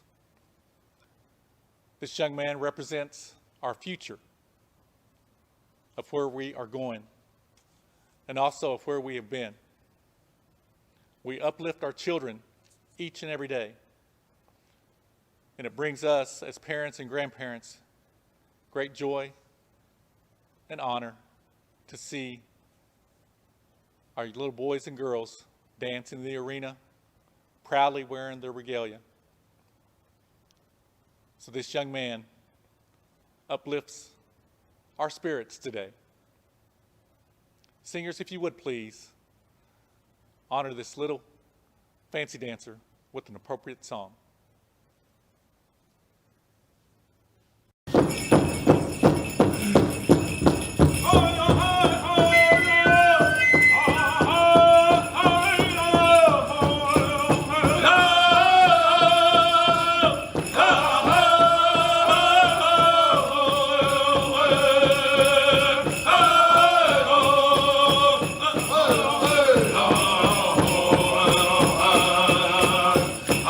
Hey!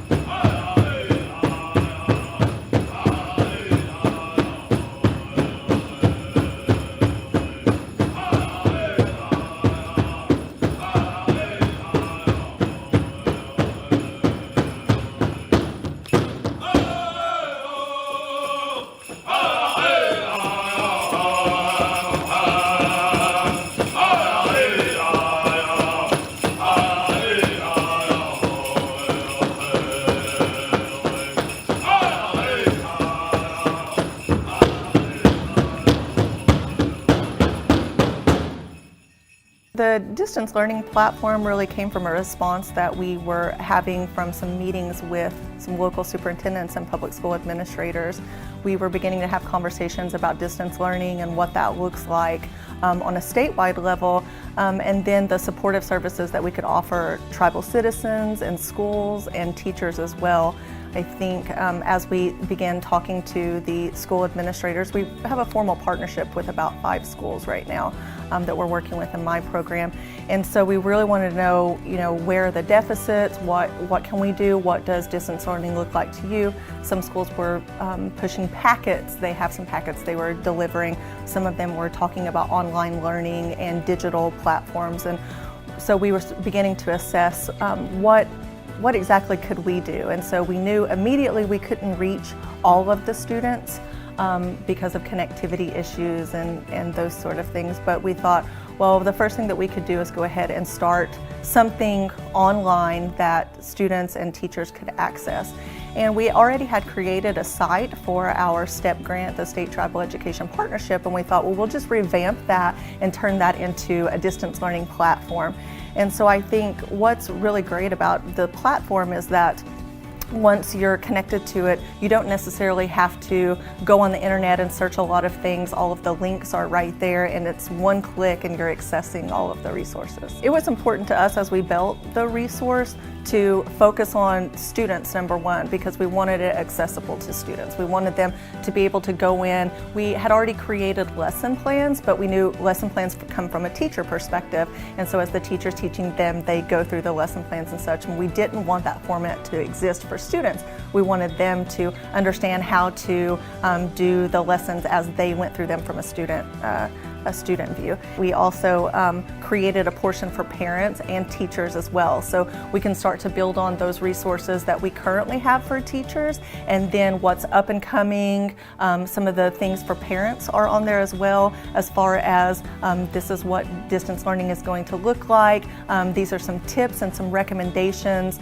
These are grade level and age appropriate things, such as reading for 15 minutes if you have an early childhood student. One of the things that we've done with the distance learning platform is to look at lessons that students are learning, and rather than them being traditional curriculum type of these are state standards based, we wanted to start engage them in some real traditional mindsets in terms of Native peoples and our ways of thinking, and looking at introspective sort of ideals. One of the biggest things that I'm excited to move forward with is the addition of new resources.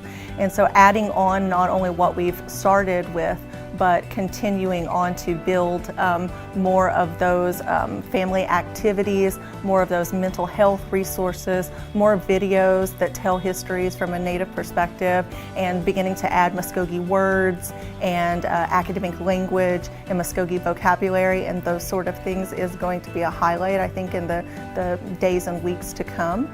I think also building on some platforms where we can start doing some distance sharing. I've had some discussions about potentially having some tribal leaders come on and maybe read books for elementary students, or perhaps someone come on and read traditional poems or storytelling, or have families come on and talk about exactly what they're doing at home with their own families and how they're working through this. And even though we're at home, we're all still together and connected in some ways, and showing that through the platform.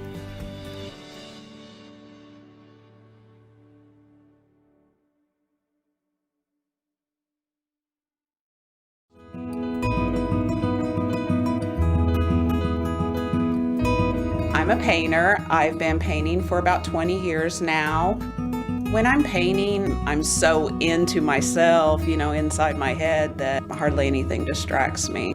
I love to paint birds and just wildlife in general. My dad and I have always been avid bird watchers. Right before he passed away, we were talking about a cedar waxwing, and so that was one of my last bird paintings that I did, was in his honor. I feel it's important to always, no matter what heritage or culture you're from, to really embrace that and to be proud of it. And so I try to always add a little bit of that in my art whenever I can. My name is Mary Beth Timothy, and I am a Cherokee artist.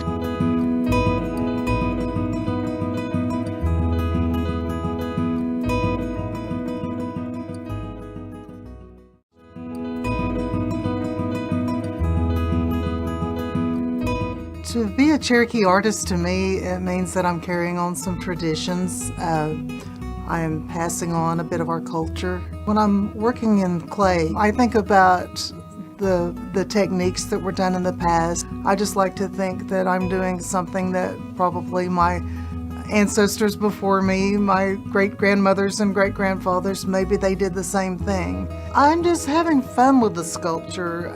They've all got some aspect of Cherokee culture in them. Feather capes go back hundreds of years. A lot of the women wear them with their traditional regalia. They've been on the runway, they've been in fashion shows, exhibits in museums. It keeps the connection with our ancestors and with those that came before us. My name is Lisa Rutherford, and I'm a Cherokee artist.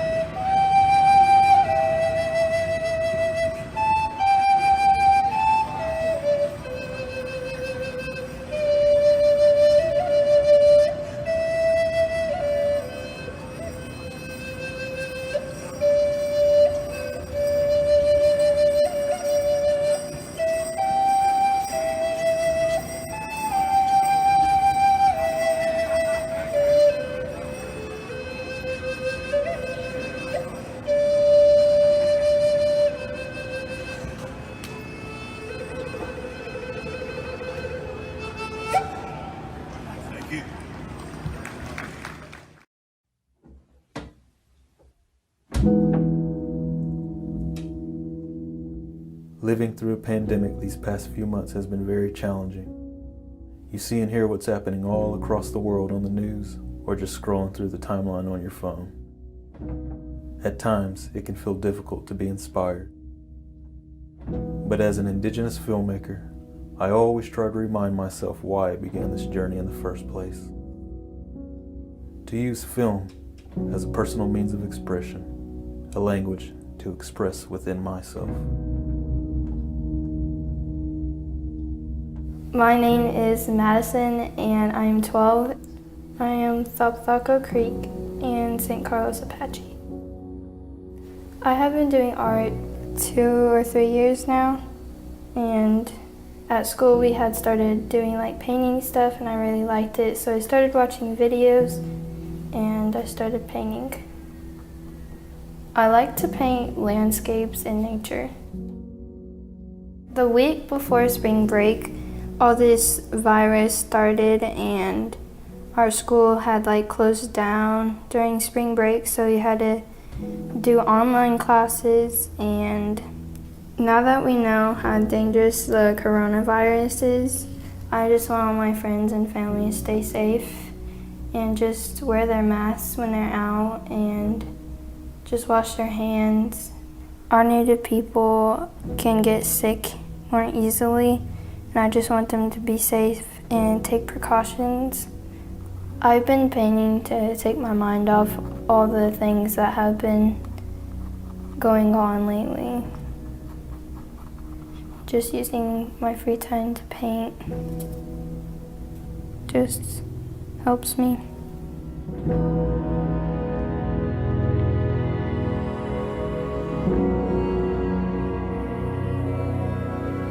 Through all the hardships my ancestors went through, they still managed to pass down their stories, language, and songs to the next generation. And with film as my art, I can only hope to do the same.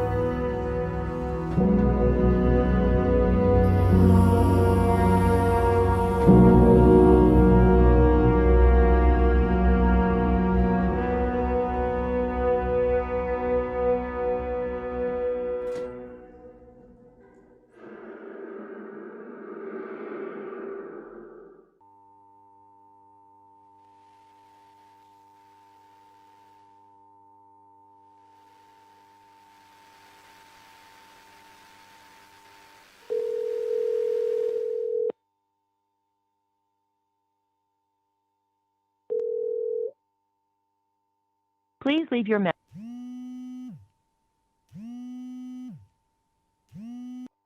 Hello? Hey, Papa. Hi. How are you? Good, good. Where are you? I'm at home isolating. I just wanted you to tell that story about great grandma in Washington, D.C. and that piece of paper about poverty. Okay. A long time ago, I worked in Washington, D.C., and I came home out to the canyon, and I told Grandma, I said, you know, Grandma, I work with Office of Management and Budget and Congress and all these other places, and there's a piece of paper called Special Directive 14. And did you know, Grandma, that according to this paper that comes out of the White House, that you're living in poverty? Oh my God. And Grandma got mad at me and said, I'm living in poverty? She goes, I have land, I have livestock, I have abundance, I have my children, I have my grandchildren, my great-grandchildren, I have you. I've got everything I need. And you're telling me I'm living in poverty, this piece of paper? You go back to Washington, D.C., and you tell them they're the ones who are living in poverty, not me. Good for Grandma. I guess during this pandemic, when people are going through a really tough time and evaluating their own lives, how do you feel like Navajo philosophy can push people forward? If you look at it, Grandma used to say that life is in the threads of your fingertips, where your fingerprints are. In the Navajo way of looking at it, wealth is defined through the proliferation of human life. That's where your wealth is. It's where knowledge is contained. Well, Grandma didn't have electricity, no water, no phones, no paved roads, no anything. But yet, if you live in her world, she would tell you, you're living right in the center of the universe. You're not living beyond your means. You're not living below your means. You're living right in the center where life matters. That's where you experience happiness and where you experience fullness and wholeness. But the center of the universe is how she said it in Navajo. Papa, I think you're Hello? cutting out. Hey, Papa. Hello? You're cutting out. I'm going to call Mountain. Just call me back. Love you.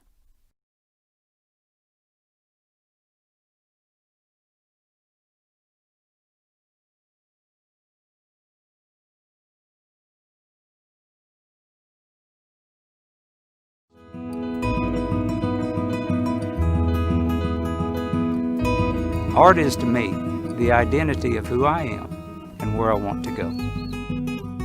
Art is good for my soul. I'm off in a different world when I work in clay. It's peaceful, and it just gives me an opportunity to be an individual. It makes me aware of the material, what I can do with the material, and how I can expand on the material. In any culture, there's a lot of good things happen and a lot of terrible things that happen. And I think that we need to learn from our culture and from our tradition in order to to keep it from happening again. My name is Troy Jackson, and I am a Cherokee artist.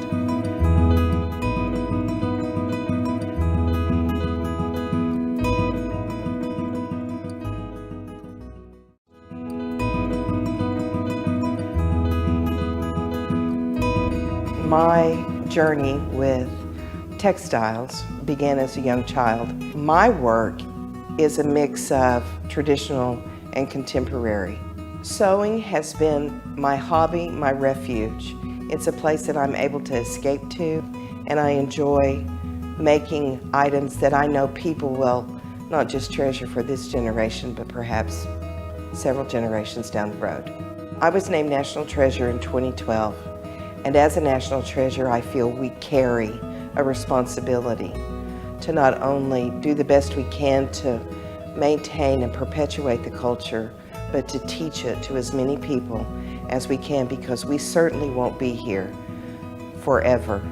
My name is Tanya Hogner-Weevil, and I am a Cherokee artist.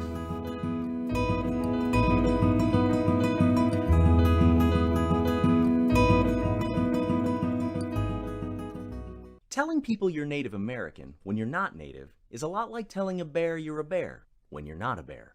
If you tell a bear you're a bear when you're not a bear, you will get mauled by that bear. If you wear the traditional clothing of a bear when telling a bear that you are also a bear, you'll get mauled by that bear. If you tell a bear you're 1/16th bear, but you don't know what kind of bear, and you've never bothered to research your bear culture, and yet you think you have more right to an opinion about bear issues than the actual bear standing in front of you, you're gonna get mauled by that bear. If you make products with a bear's face on it, and even though you've made $1 billion off of it and the bear has clearly said they don't like it, and you don't give any of the money you've earned to bears in need until you're guilted into it decades after you started doing it, you and that bear are fine. Just kidding. You're gonna get mauled by that bear. If you tell a bear that lions are your spirit animal, you're gonna get mauled by that bear. And the lion. If you, a non-bear, make friends with a bear, learn their bear culture and language, and then get mad when the bear doesn't ask you to be a member of their bear clan or give you a bear naming ceremony, you're gonna get mauled by that bear. Also, bears don't have naming ceremonies, so that request is stupid.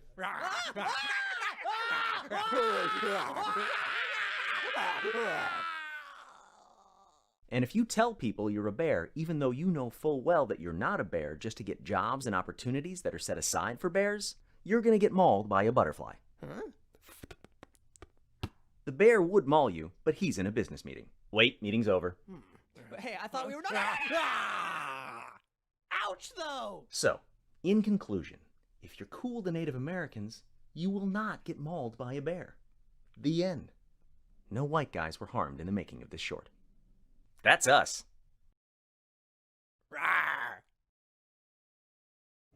The biggest thing I want people to know about Indigenous Peoples Day is that it's not a celebration of just one people. There are 39 federally recognized tribes within the state of Oklahoma, some who've been moved here against their own will, or some who've been here for thousands of years.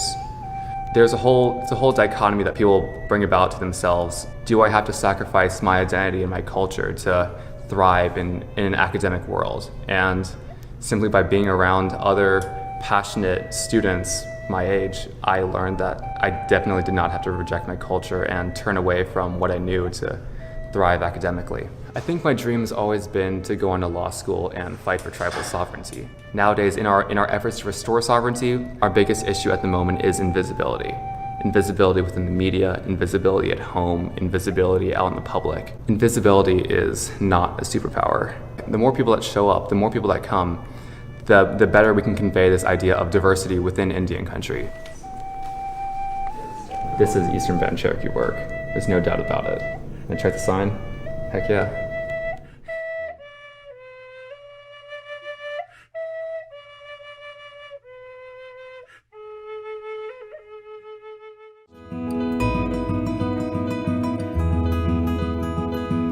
My mother taught me to weave baskets when I was 13, and we weaved together for 25 years. And that was a very special mother and daughter relationship. I try to incorporate traditional design in the baskets. When you take something from the earth, you want to give something back to the earth. I was honored as a Cherokee National Treasure because I was committed at a young age to continue on that part of our culture. The double weave is one part that was not here in Oklahoma. There's only a handful, maybe 3 people that I know of besides myself that can weave with the river cane. It's very important that that part of basketry is continued on. My name is Vivian Garner Cottrell, and I'm a Cherokee artist.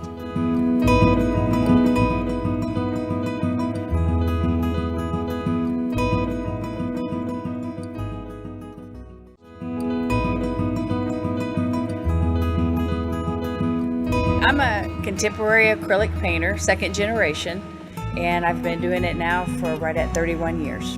What I love about painting is being able to express what I'm feeling at the current time.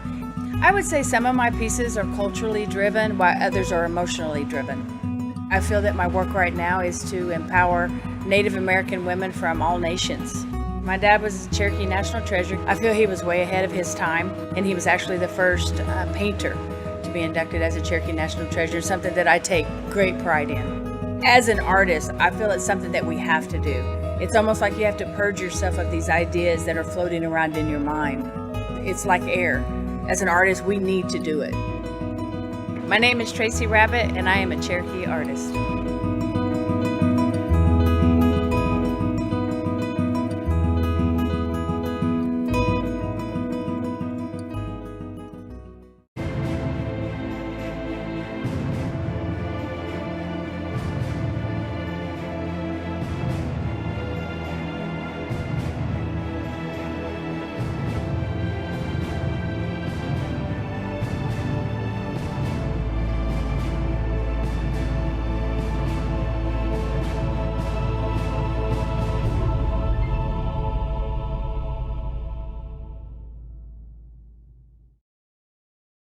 How can a power company help treasure our heritage? PSO encourages its employees to become more involved in the community, and they care about the Native American population. We have over 150 different tribes represented here at our clinic. Public Service Company of Oklahoma is proud to support the Indian Healthcare Resource Center and the Native American community. It's incredibly fulfilling to volunteer at the center and celebrate where we come from. Together, we have the boundless energy to keep our community healthy and strong.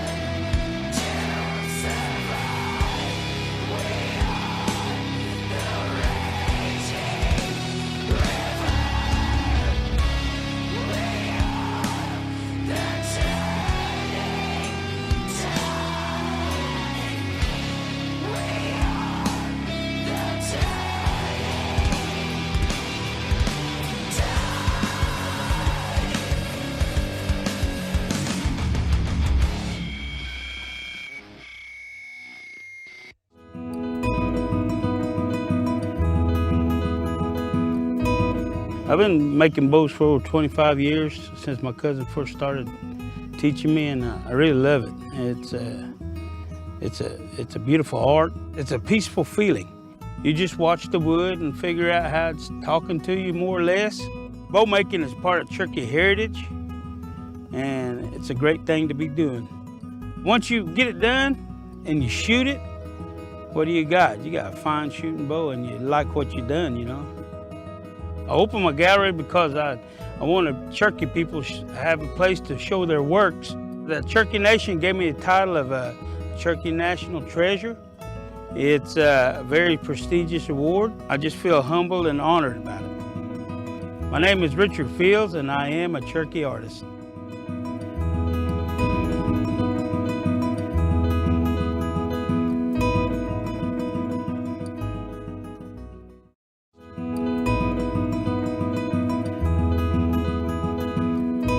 The Cherokee Village, this is Dilligwa. The Cherokee Village, it's a recreation of a 1700s village. My role in the village, I am team lead, which is basically like a manager and a supervisor of the village. But my station, what I specialize in, is flint knapping and bow making. Now the challenges of bow making, one, you got to be able to read the wood. When you look at a tree, whatever that bark's doing on that outside is what that wood's going to be doing on the inside. I get a lot of pleasure from making a bow. I love to see an arrow flying through the air. Flint knapping to me is very relaxing. You can really get lost in it. Anybody who creates anything, whether you're a construction worker building a building, you can turn around and look at that and say, I did that. My name is Noel Grayson, and I am a Cherokee artist.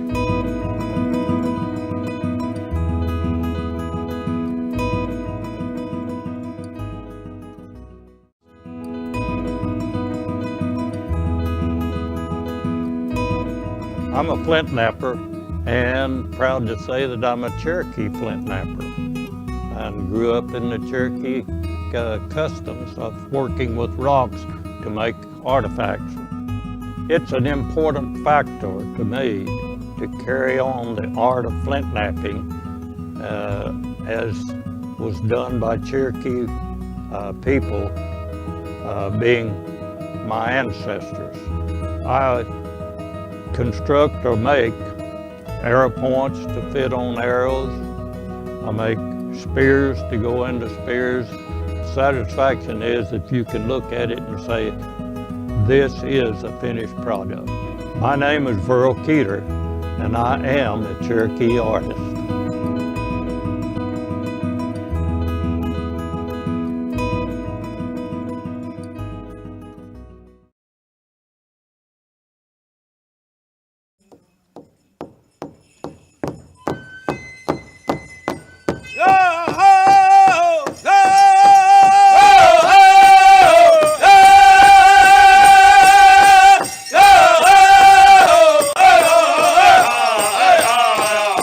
Hey,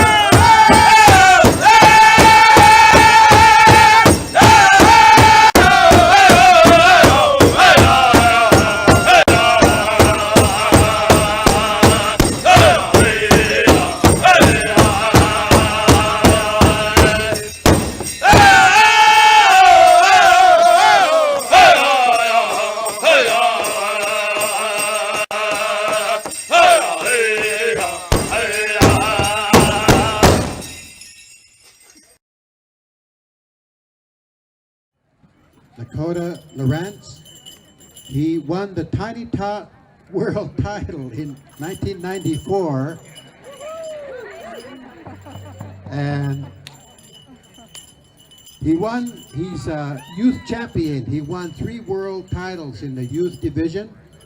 He's also won 3 world titles in the teen division here at the World Hoop Dance Championship. And he also performed professionally, internationally, and we were so proud of him. We've also seen him on television. He's also had parts in movies, and so a very talented dancer from a very talented family. And singing for him, his cousin Charlie Chimerica, Dakota Lawrence.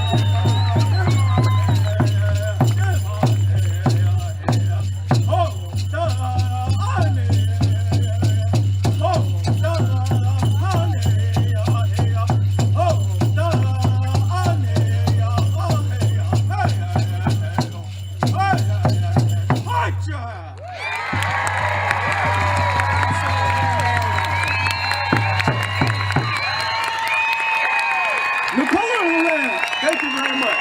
Nicola.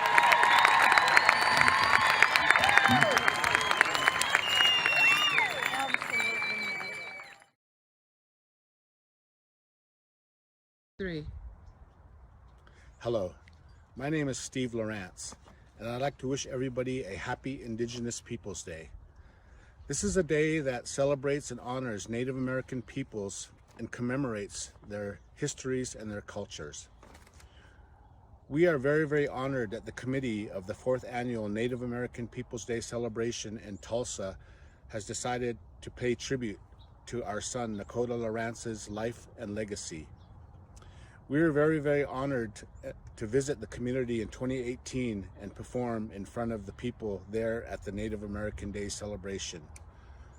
Nicola Lawrence was a 9-time World Hoop Dance champion, but more than that, he was a cultural ambassador that traveled the world and shared a little bit of our Native American culture to many people throughout the world. His hoop dance celebrated the circle of life and all the gifts that Mother Nature has bestowed upon us. This year's theme, Protect the Sacred, would have been very, very meaningful to Nicola. Nicota's way to protect the sacred was to uplift and empower our Native American youth through the art of hoop dancing. In this way, he started 2 youth hoop dance groups here in northern New Mexico. The first one, the Pueblo of Pewaukee Youth Hoop Dancers, and the second one, the Lightning Boy Foundation, in which he served as a mentor and master instructor. Nicota's Hopi name was Lamasahu, which meant handsome or good star. Nicola was very, very happy to empower our Native youth, and this is the way that he felt was a good way to protect the sacred. Today you will see him in the 2015 performance at the annual World Championship of Hoop Dance in Phoenix, Arizona, where he won his first adult world hoop dance title. Again, on behalf of my family, we are very, very honored that you have decided to celebrate his life and legacy. And let us keep in mind that to protect the sacred is to protect our youth and to empower and nourish them in our Native American cultural ways. Again, we want to wish you a happy Indigenous Peoples Day and a happy Tulsa Native American Day celebration. Thank you again.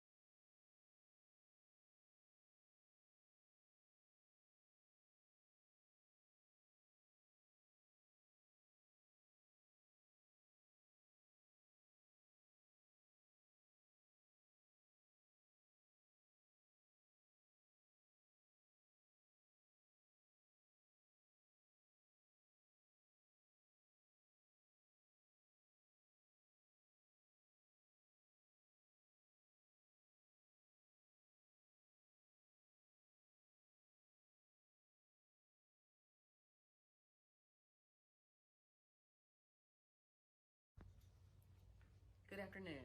I'm Cheryl Cohenauer, the chairman for the Greater Tulsa Area Indian Affairs Commission. And we want to thank you for watching our live streaming event today for Tulsa's Native American Day celebration. This year, our Facebook page was able to reach out and connect with over 267,000 people worldwide. Many Native Americans from across the United States has contacted us and wanted to be part of this event or at least be able to watch this event. It is a remarkable year, 2020, in the time of COVID, and it's nice to be able to bring many Native Americans together to celebrate their culture, and heritage at this wonderful event on on Native American or Indigenous Peoples Day. I would like to thank our sponsors who are responsible for helping us put this wonderful event together for you. One Oak, One Gas, Williams, Public Service Company of Oklahoma, Indian Healthcare Resources Center, as well as Tulsa Public Schools and Oklahomans for Equality. Without these fine corporate sponsors and the committee members that serve on this wonderful committee, we could not pull together a virtual event such as this, and we appreciate each and every one of them. Before I go, I'd like to mention a couple of items. Number one, please, if you've not filled out your census, fill out your census. Native Americans are typically undercounted in the census. Let the government know that you're here. Let us be invisible no more. And secondly, please get out and vote. Exercise your right to vote and vote for your candidate of choice, but please know that every vote counts. So get out and vote and help your family and friends get out and vote as well. And lastly, during this time of COVID, please wear a mask, wash your hands, socially distance, and do all that you can to protect yourself and your families. This is our theme for this year, is called Protect the Sacred, and that is you. And lastly, I just want to say thank you again for watching the event, and from the City of Tulsa, Happy Native American Day.